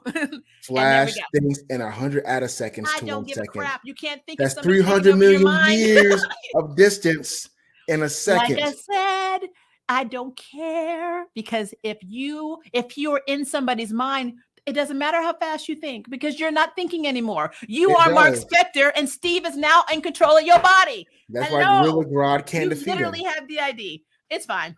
It's fine. Like I said, you're wrong. It's all right. I'm like, it's all right. It's basic science. It's actually basic science. You know, I was in AP Science. I don't know if you were in AP Science, but we can argue about this all day. 120 meters per second to 300 million years. Like I said, guys, 12-hour stream. 12-hour stream. Yeah, you don't want that. You don't want this. You don't want this. You don't. You think you do. You don't. You do not. You do not. I think we already did that one. The Flash is even a superpower to time travel, and every time he does it, it's a disaster. I mean, Flashpoint and all of its F up every time Barry messes with the time stream. Well, yeah, nobody said that was smart. Superman and Supergirl have. I hate how the Arrowverse does it though, where Barry's like, "Oh, I can't go through time. I'm gonna mess up the timeline. I can't save my mom. It has repercussions. Oh, my dad just got killed. I'm going back in time. I'm gonna change the timeline every time. Every damn time. I'm like, okay. Superman and Supergirl have time travel via their powers. They fly off into space and do a Star Trek warp drive thingy, and bam, they're in the time stream. I think this was the 90s, but could be 80s. That doesn't shock me. Time travel is such a non-thing in the DC universe at this point. It really is. Some people have time travel in DC universe is ridiculous. Yeah. Oh, you're right. Wally West, the show came out after Love Victor and seems super happy with new roles. Because that's right. The actor for him, actually, what was his name? Kalon Longsdale or something like that. I'm not saying his name. I think his last name is Longsdale. But he came out as I think he came out as bi at first, but I don't know what he identifies with now. But I know he was in Love Victor and the sequel, I believe, the sequel series that they did, which is actually not Victor, it was somebody else. But yeah, I do remember him being that. In Young Justice, the Zods that we met are black. Is this canon? No. I mean, what's really canon though? You retcon stuff, I guess it's canon. It's canon for that, I guess. But I mean, not in the comics. But to be fair, I never saw any foreign-looking Kryptonians back in the day, and now we got Asians. We got every ethnicity. So I don't know. Core took some of the most brutal beatings I have seen in animated TV, but to be fair, Aang just ran away from threats and caused the 100-year war and genocide of air nomads and the Southern Water Tribe. To be fair, you're not wrong, but to be real, he was a child, much younger than Korra. However, they're both avatars. The responsibility is still the same. And I think you just have unrealistic expectations that everybody in the Avatar line is the same. And what makes me upset is that we don't have other avatars. Like, we need to see Kyoshi, and I've read all her books now, including the one you got me. I've seen some of her. Yeah, I got you that book. I've seen a lot over the Avatar line. And then let's all come to a very understandable, legit conclusion. The Avatar line was never meant to be this omnipotent thing. It was a punishment for trying to steal. The original Avatar was trying to steal the ability to firebend and did. And he got punished by making him control all the elements. It was not this honorable thing. Well, he didn't. It wasn't a punishment per se, because he left the village with firebending and had to live amongst the spirit animals. And then he went and got the powers of each one to learn because he had no what else was he going to do anyway. But it's And what they then said in Kiyoshi's novel, like the way they described what happened, like the first novel. I mean, because he was stealing. yeah, but don't forget, this So Kyoshi. This is the Kyoshi and their timelines telling of it. You saw the actual events through Korra's eyes, and remember, after Korra, that rest of the other line, they don't even exist anymore. They're dead for real. So, like, we're talking about a history now that is long since gone and past. Like, you can't even find like you once could. So, like, if I was, I'm not. If I, I have reading Kyoshi stuff, when we're looking at it, that's their account of the history. But Korra, and I give Korra this credit, she got a first-hand account from Juan of what actually happened and how it went down. And it wasn't because he was stealing, that did cause him to be banished. But he took that upon himself to learn more about it, become more with the spirit animals around because he got what's he gonna do? He had to find companionship somewhere. And then he came about getting rid of Vati, and that didn't work the way he wanted to, and it became a whole Avatar cycle and sequence. But yeah, I do understand that what they do differently depends upon what time they're in, because every Avatar before Aang had a different way of handling their problems based upon their time and what they're around, which makes sense because I mean the politics and the world they're in is very different. And I'm not saying that what Aang had to do or what he learned to do was beyond any Avatar at that time correlates to what Korra had to get done, but Korra was Korra had a whole Avatar journey. She had all her training. She was older. She should have had a better head on her shoulders than Aang did. Aang was like 11 when he well, vanished. let me ask you a question because I'm just going to put this out here. Okay, the Okay. air nomads are very peaceful, very Yeah. progressive, people. They actually have no problem with LGBTQ, unlike the Fire Nation, the Earth Nation, and all the other ones. Like even the water, even their water clan is like they don't oppose it, but they don't talk about it. Mm-hmm. Korra was taken from her parents by the White Lotus. Mm-hmm. She had her best friend was a damn polar dog. She had no interaction with other kids, with other people. She learned everything about how to deal with other humans from books, which we all know is problematic. Yeah. And people kind of comparing her, and they're like, okay, well, Aang was disadjusted. But I'm like, how are you going to get mad at somebody who had no social interaction? That's child abuse. No matter how you look at it, that Don't is get me child wrong. abuse. She So was taken early. That's true, but she she didn't had even see her parents half the damn time. no, she didn't. But she had absolute. They centralized her training in a very capitalist type world, and in that realm on the industrial revolution side of it, that did hinder her a bit. It She stunted her was growth as an individual because once you take because a she child didn't at whatever. 5 years old and do that, because she was 5 when they took her, Mm-hmm. she was a 5-year-old. And they were like, well, we're going to take her with us. And all she's ever going to do is train. We're not going to teach her how to be a girl. That girl went into Asami's bathroom and was like, what's this? And freaking had no idea how to put powder on, nothing. I mean, it's sad. Yeah. And then they keep But throwing her in she's these supposed to be adult situations. the next hero. I mean, then again, Katara did advise for her to go out into the world and do her own thing. Well, Because and then the Red Katara Lotus is tried to kidnap smarter. her too, remember? When they were Yeah, there. that's true. That did So happen. she So I had a mean, lot of like, damn trauma that Aang didn't have. yeah. So I mean, Aang's trauma was all loss. yeah. He had a small bit of childhood. Then his friends abandoned because he was the Avatar. They found out. So they kept it from him longer than they should have. They should have said that Aang was the Avatar and let him know when he was much younger. They didn't tell him until after he like started doing. Once he mastered air nomadry and they found the Fire Nation was coming forward, like we gotta tell him now and reveal it because they're not supposed to like. It's the same thing with Avatar Roku. Roku didn't understand he was Avatar and appreciate the fact he was a teenager when he was supposed to learn it, like around Yep. 15 or 16 years old. Then go through your training sequence and everything else. So in that regard, Avatar Aang and Avatar Korra both had that same upbringing going on. What? Huh? Yes. Go away. Tell me Avatar right now. What happened to the moon night? Y'all done? Yes. When Avatar right now. Yeah. The jam. Stop shooing jam away. She's trying to ask questions, and I'm trying to explain things. Well, that's what marriage is, Groove. I forgot to give you that memo. I'm sorry. Your spouse is supposed to let you know after almost 2.5 hours of a stream, It's what you doing. it's all my second.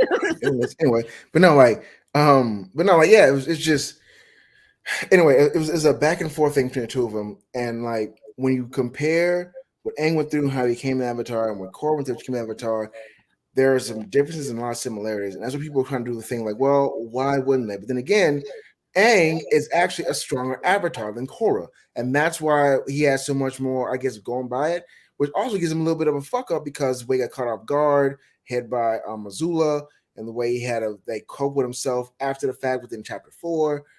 It's like, why didn't you have that understanding already from all the meditation from the monks? Why didn't you know how to even do this in the first place? Why couldn't you help yourself? So don't get me wrong, Aang has a lot of sides against him too. Like, well, you should have known. All of them do. I mean, I love Kyoshi Yeah. to death, but you saw her Oh, journey. Kyoshi had a very violent past, though. Jesus Christ. Now, that her girl, parents oh. were thieves, and there was a lot going on with Yeah. her. Yeah, but Yeah, I mean, I'm there's a just lot saying of they problems. all had messed up upbringing. Just because Korra was not abused, no, But then again, physically does not mean wow, taking a child and putting it's almost like being in a cult. It's like literally you took this child from her parents and you let her do nothing but train. She had no interaction with but then anything. again, That I've is said fucked it up. says before, though. Says before, I don't dislike Korra as a character. I don't like the series as a whole. So, like, if they can redo a series with Korra that makes sense within the series, I'm fine with it. I don't hate Korra. I hate the Oh, this is series. the first time I version actually of heard Korra. you say you didn't hate Korra. Let me go back to some previous shit. I could have swore you hated her. Yeah, There's no, my bring up. You're like, that bitch. yeah, I hate Legend of Korra. I don't like the series. The series sucks. We had come season 4 where I was over at your place one time. Yeah. We were So having a hot time. like I said, I actually find fault in all of the Avatar universe because I nitpick. It's just who I am. I will find fault in all of it. There are episodes or seasons of Aang's journey that I thought was a waste. It's like filler. So I mean, I'm always gonna find that. I did not hate Legend of Korra. I think that it was definitely more adult than Aang's journey, but again, he started off as a 10 or 11-year-old. So I mean, you can't get too far into that without it being a little weird. But I think Korra was like 16 or 17 when she first came to Republic City. So that's a whole different thing. But like it's really interesting when you see the debates about this one's much better and I hate this. And I'm like, guys, you're doing too much. They are different people. They are different characters. We had a whole talk about it one night. I told you before, like, it's not Korra that I hate, it's the Legend of Korra that I don't like. This story, okay. you said, and like, that's fine. Like I said, everybody has a right to their opinion. So I told you that they're gonna redo it. If they redo it and make it make better sense and make it a better story, then yeah. As long as you realize that Mako is the hoe of that show, then it's fine. Oh, Mako's definitely the hoe. I entirely forgot they did what he did. Like, oh no, Mako's the hoe. The show hoe. These people love her and take care of her and give her the best, most loving life, knowing that she was an alien and gave her the best family a person could hope for. She could have been like a xenomorph for all they know. I know like I said, don't get me started on Naomi. Don't. Did some research because I remember them doing it, packing lunch and everything for their trip, but not what issue pre-crisis Superman 144 and the 70s Superboy when they would visit the Legion. Oh, when they would go back.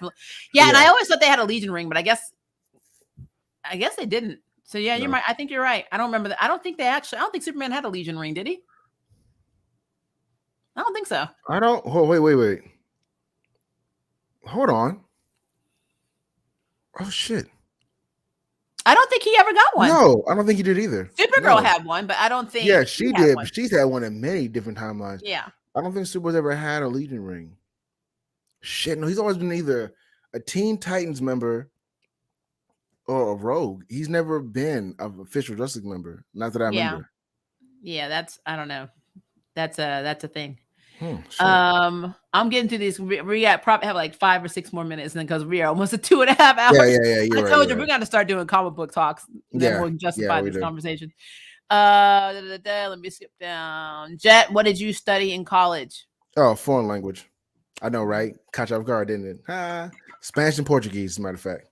I thought you took Russian too. No, I studied Spanish Portuguese as a major. I also studied French. I studied Arabic, Japanese, Latin, and German. Okay. And yeah. So I only did Japanese in college and in part of high school. Yeah. But I started like learning Chinese a little bit later, and now I'm learning. I know I can read Hangul, so I'm proud of learning Korean. Yeah, I'm not very good at reading Korean Hangul or Hangul is so easy. I just got to teach you the trick on how you can. I mean, it's hard to pronounce sometimes, but it's It's a lot easier. I've heard it's really easy to learn, but I've never got really good at learning reading Hangul, katakana, or hiragana, especially not kanji or any kind of Chinese. Kanji sucks. I can read hiragana and katakana, but no, not. I can read some hiragana, katakana. But to be fair, guys, if you read manga, you know that the Japanese don't like to read kanji. If they didn't, they wouldn't put hiragana or katakana in little tiny characters right next to the damn kanji.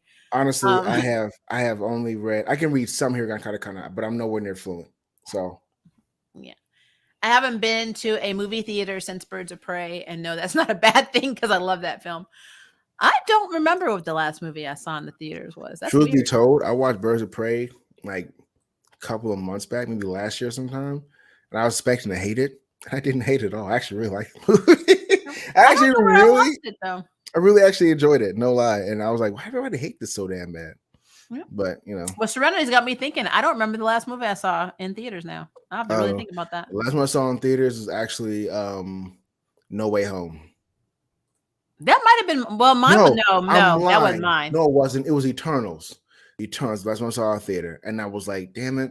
But yeah, I remember watching. No, mine was like way before that because I remember when New Mutants was the first movie that they were bringing back to theaters, and I went and saw that at the drive-in. Oh, so really? I don't know what I saw prior to that. I mean, more than likely it was a comic book movie, but I mean, honestly, it could have been Endgame. That could have been the last movie I saw in the theater. I haven't been in the theater since the beginning of COVID. So, yeah, that makes sense though. Did Carol not want to do the Carol and Daryl show? Mom was like, my cousin dyed his hair blonde and platinum at various times because everyone said he looked like Cisco. Ooh, you really do look like Cisco. When I did it, this boy is crazy. I mean, you gotta do what you gotta do.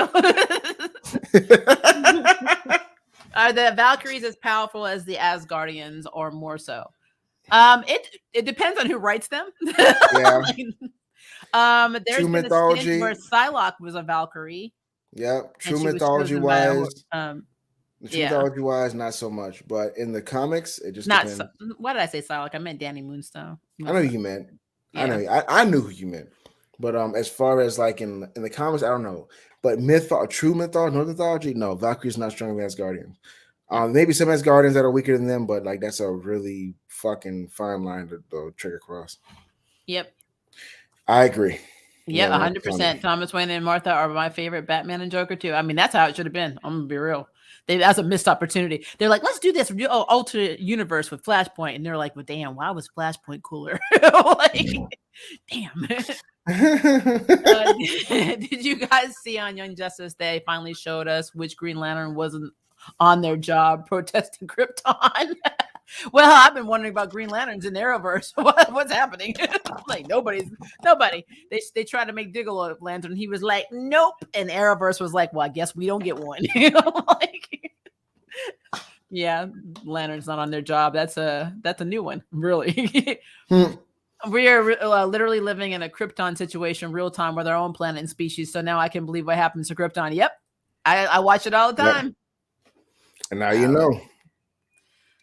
Isn't Lex more a Bill Gates than Bezos? I mean, I think he's kind of a hybrid. Yeah, I think so too, actually. Yeah. I agree on the Stargirl comment. It is everything. Yeah. It is actually, I will say Superman and Lois is impressing me, but they have issues too. Like that whole Sarah character is unnecessary and the shit she does is stupid. And obviously Lois and Clark's parental skills need to be called in the question a lot. But outside of that, it's a pretty good show. It keeps me engaged. I don't fall asleep on it. So, and it has nothing to do with Superman, honestly. That's what's so weird. That Superman and Lois, Superman is not the reason I'm watching the show, which is really interesting. And they brought in Steel. Oh, and Steel is a pretty cool. His daughter's annoying as fuck, but he's cool. So I kind of want to see that, but I don't. I'm scared. I think you'll like it. It's actually not a bad rendition of Steel. I was like, Mr. Irons is doing good. Groove, I learned about pressure points from Xena. That's not a very reputable source to learn pressure points, but I want to learn pressure points from Xena this chart too, Ray. Has a better pressure point system than Xena does, but it's okay. Let me explain something, okay? I am obsessed with my spouse, love my spouse to death, but the alternate reality, Maria, would love to have pressure point therapy from Xena. Let's put it that way. Xena's the reason I knew I was bi. Oh, yeah. By the way, Xena will whoop Bruce's ass. Yeah, Yeah. I agree with that. Xena would fuck Bruce Wayne up. Bruce had a sneak catch off guard with his belt, and even then she'd be like, "Oh, that hurt," and then just punch him in the eye. Like, you thought that little batarang would hurt me? Well, she probably hurt his ears during her battle call. Actually, she probably would. I don't think, even though Bruce Wayne was able to defeat a predator and teach him to speak a little bit of English in a matter of like an hour, I don't. Yeah, that would be problematic. Clark and Diana are both incredibly smart, far beyond humans. Sure. This is John is literally Jean Grey, Mystique, and like Miss Marvel in one. Yep. Yeah. Actually, yeah, you're right about that. Yep. Miss Martian is the most powerful psychically of her and her uncle to a Jean and Xavier compare. Yeah, I will say this. Miss Marvel is actually Marvel is very fucking like, you know, Miss Martian's are very powerful. Martian is extremely. He has a point flash, has dealt with telepathic foes before. Yep. It just got announced that Batwoman has been canceled. Very good. Did they just announce it? Very good. I've been holding off posting how I would fix Batwoman until I knew if it was coming back.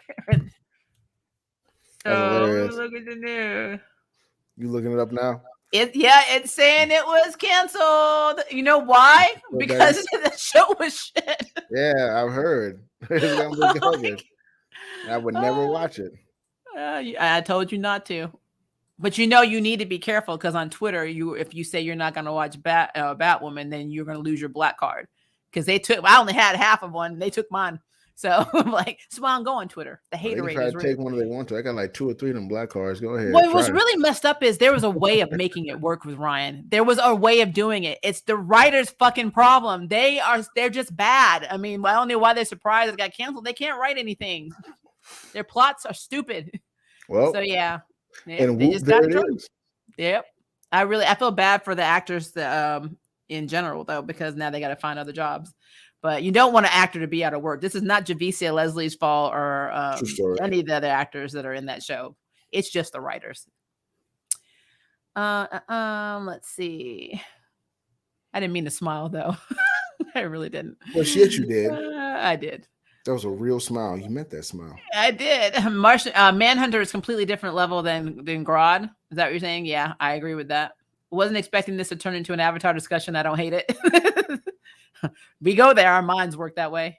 The temperaments and personality traits on Avatar, each cycle, like the elements, goes to the exact opposite end of the spectrum from cycle to cycle. Aang to Korra, only one of the many examples. I agree. I always felt like where they originally came from, like, him being an air nomad and them being more of the calm, meditative, clan. And then you got the water tribe. And I will say Korra actually being the way she is, like abrasive and talking, just speaking out, actually goes kind of against the Southern water tribe because they're the ones that are like, we're not hurting about anything. We don't feel bad. We're just gonna keep that to ourselves. So we don't talk about stuff. Like we don't communicate. We need look. We're not saying we hate you, but we just don't want to say anything. Like that's literally the water tribe. It is the water clan, the water tribe clan. However you want to discuss it. I mean, my favorite element is water, and my favorite color is blue. So it's my affinity. I love the water, but I will say since we're Sagittarius. But I'd probably be a fire. You know why? Because we're Sagittarius and we're fire signs. We don't want fire. We want to go the other way. I'm just being real. I'd probably end up being a firebender. Just being like, oh, okay. Yep. That'll be mine. I'll be I'll be from the Fire Nation. Just being for real. Let's see. Sorry. Everyone's like, Batwoman has been canceled. I mean, it's bad.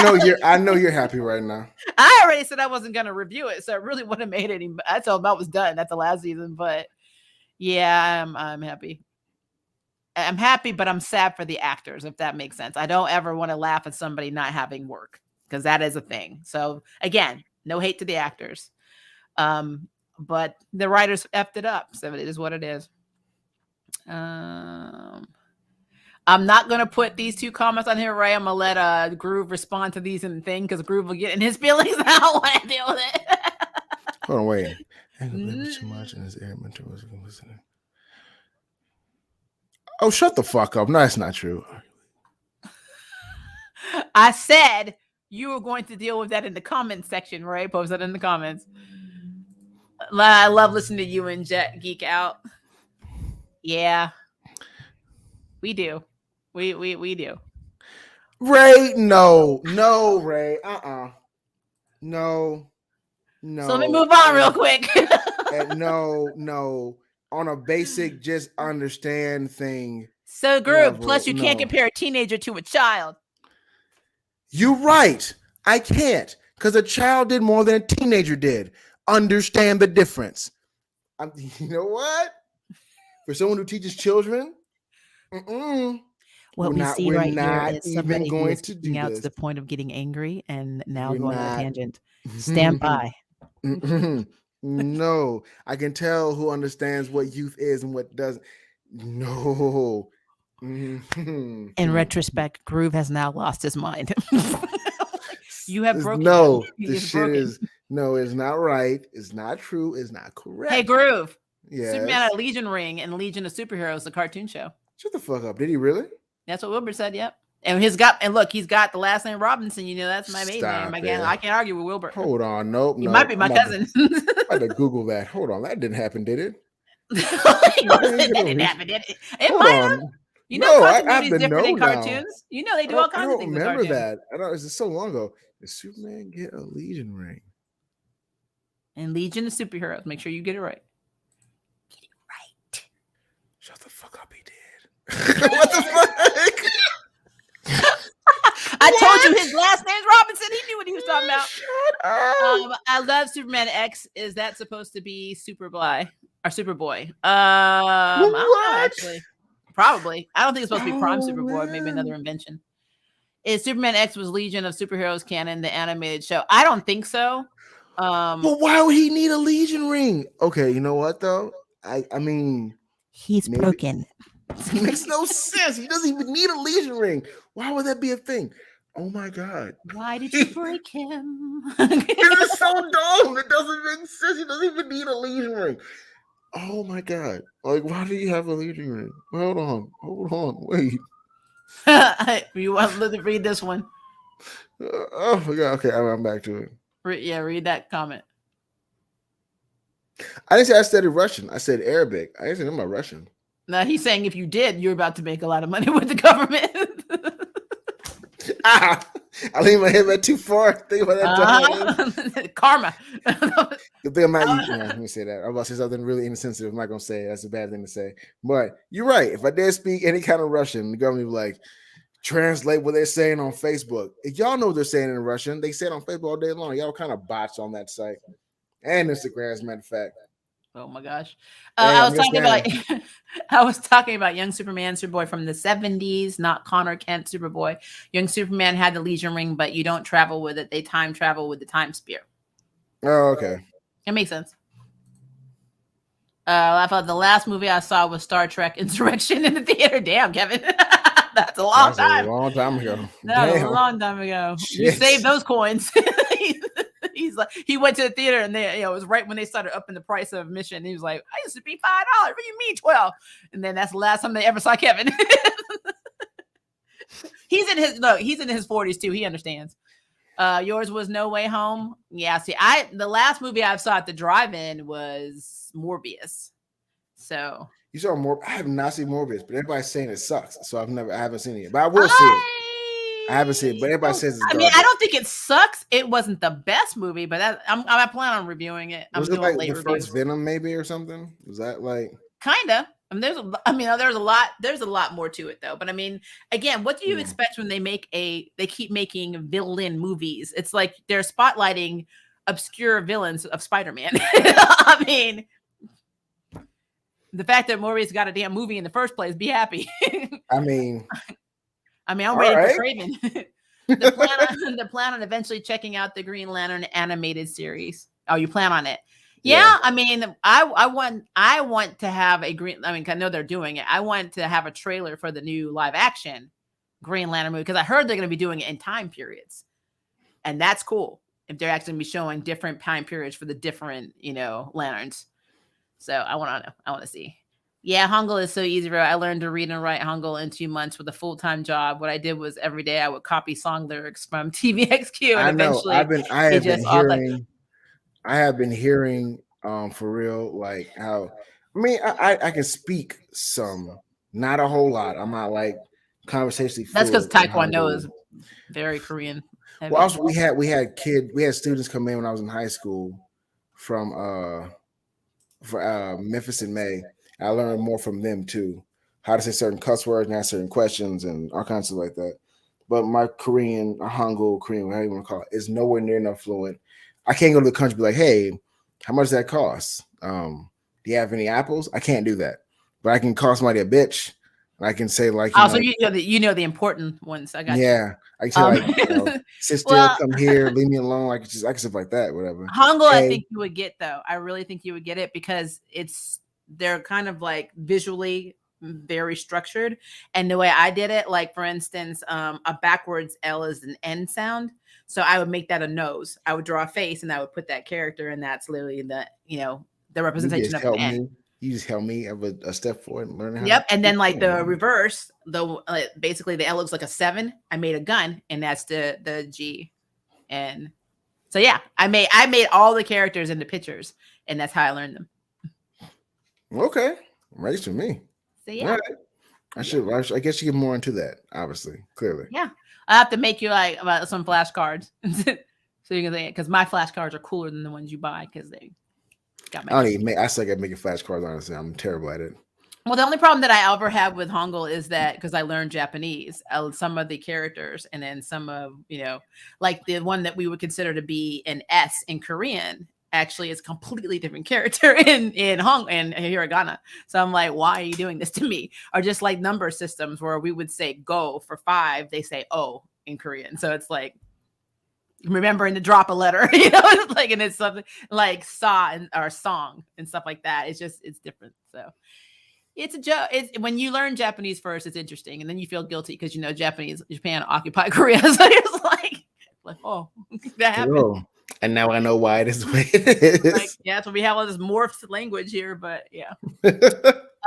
Let's see here. So long, Batwoman. Yep. I feel bad for Javicia and the other actors behind the scenes, though. Yep. But to be fair, it looks like all of Arrowverse is going away. Because they suck. Yep, Young Justice has made the Green Lantern animated series canon. Last episode. Don't spoil. I haven't seen it. Don't do it. Who was your favorite Legend of Korra villain? For me, it was Zahir. That's everybody's favorite villain on Legend of Korra, even for me. Yeah. Like he's the airbender that can fly. Are you kidding me? Yeah. Get out of here. Yeah. I think my favorite fight scene, it was not him and Korra. My favorite was he was going against Tenzin and his siblings. That fight was pretty effing. He's a fucking badass. He did lose to them though, but he's a badass regardless. Yeah. Oh, happy day. Oh, happy day. Oh, I like the new Air Nomads better after the harmonic convergence. Yeah. Yeah. And I love that Janora is now a more prominent character in the Air Nomads in terms of her take, because almost when she shaved her head, it was almost like seeing her grandfather. I thought that was kind of cool. The whites try to do that with me. If you don't watch Black Widow film, you don't support women in film. And I respond, well, have you seen Kofi Villainous or Proud Mary? Nope, because you racist. First of all, and coffee was a joint. Fucking dumb shit. Hey. So, yeah. But you're right. And you should have been like, fuck that. Did you watch Foxy Brown? Kiss my ass. Dumb shit. Trust me, I get I get it on all sides. I get racism from every direction. Every direction. I legit we're gonna be we're almost to the end, so we're almost done anyway. But legitly, and Groove, this story. I have 5 different doctors because I have a medical condition. And on every one of them, even when they're not in the same network, they put me down as white. Look at me. Like, I have to argue with these people that I am not white. I'm like, I mean, you're at the very least Native Indigenous. Maybe Latino because her name is Maria. I was in my feelings.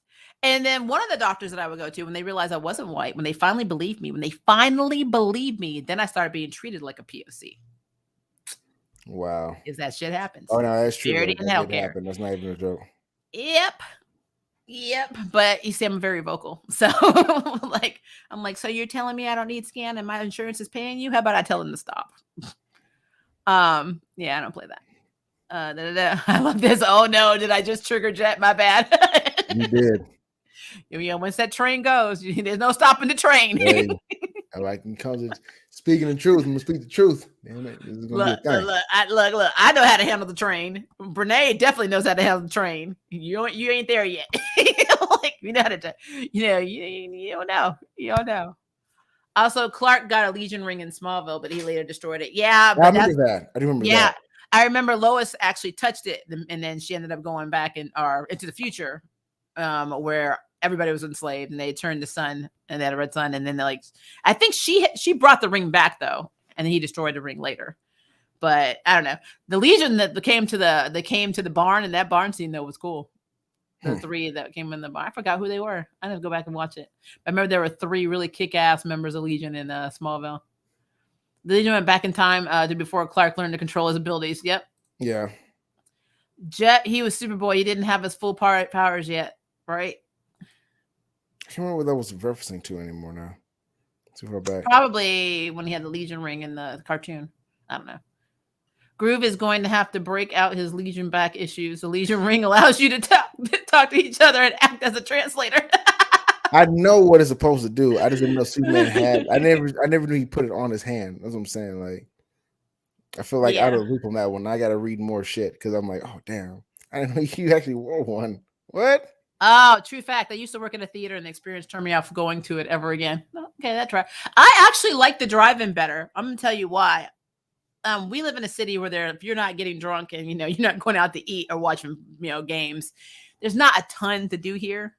Every so often we'll have festivals or whatever, but during COVID, that's just stupid. But whenever you're in the movie theater, that's normally where I used to go to escape. But what used to irk me was you spend all this money on this ticket just to have somebody put their feet on the back of your chair and kick. And then you have to turn around and threaten to beat their ass. I mean, you just got to go through this whole process. And it's just like, what is wrong with you? There's no home training. You're around idiots all the time. So I can't do theaters anymore. I don't miss it. I actually like being in my car, controlling my volume, controlling the temperature, having whatever I want to eat in my car, and I have to spend $50 at the damn concession stand. So I'm completely okay with driving. Maria got bougie. It's okay though. Go ahead. I mean, if I gotta be bougie, I don't care. Don't touch me. Don't kick my chair. Stay in your damn lane. I'm waiting for Morbius digital release. Love the character and Jared Leto, so I'm excited. I actually didn't hate it, and it had Matt Smith in it from Doctor Who, though. So, yeah, Matt Smith is in the movie. Damn, I gotta watch that. Bad Bunny wrestles matches, and now he has a movie about a Spider-Man villain that showed up in 2 issues. Tuck your chin, and Scott Hall would say.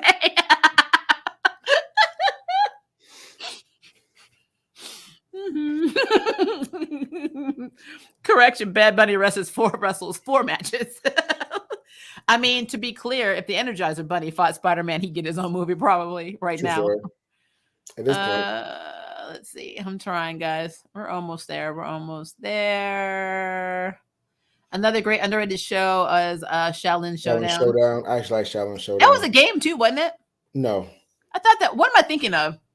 Not Shaolin Showdown. It's Samurai Showdown. I think you're thinking of. And that's probably what I'm thinking about. Yeah. Yeah, that's way earlier in Shaolin Showdown. Shaolin Showdown had like 4 characters. It was Omi and I can't remember the fucking character's name. They had all different elements: fire, earth, wind, and water. And they learned Shaolin. They had to protect the Jing Jing Wu, I think what it was, whatever, from Jack Spicer and his robots. It's interesting. It's an interesting little cartoon that came out. I think it was on Disney.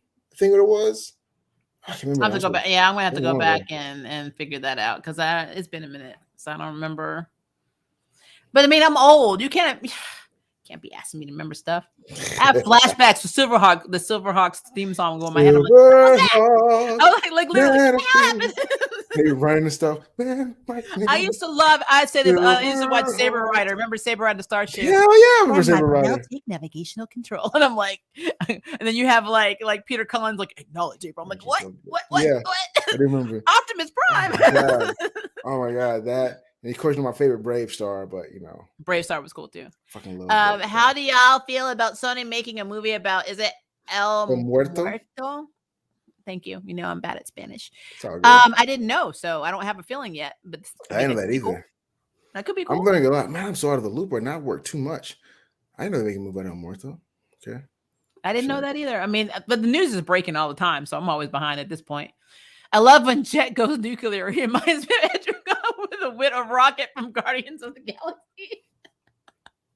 I worry he's gonna have an aneurysm. He's I am like, his going face to will squish up. call He's that. like, I'm going to call that a compliment, and I'm going to move on. Next question. Legion from Spellver were Lightning Lad. That's what it was. The Cosmic Boy and Saturn Yeah. Girl. And Saturn Girl had the coolest effing force push power. I love it. I love when you can look at somebody and be like, there are spiders on you. And you're like oh shit. Yeah. Hey, guess what? Push, motherfucker. Yeah. Jet is my favorite co-host on ATN, to be honest. Aw. Oh, Even yeah. though I was referred to Etrigan and Rocket, but you know what though?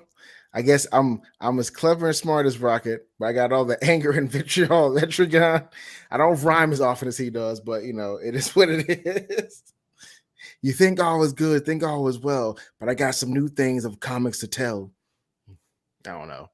Yeah, Serenity, you are my soul wave sister. Look at this. And I'm the same. Replace car with house, and I am you. I can pause and go to the bathroom or get a snack and some good healthy food, not overpriced hot dogs or burnt burgers. Yeah, I mean, it's true. I mean, I am so over the. Okay, so the only reason it appealed to me to begin with, I love movies. That's why I majored in film. And you know, going on a date with your spouse, there's not a lot of places that you can go here. They're just not.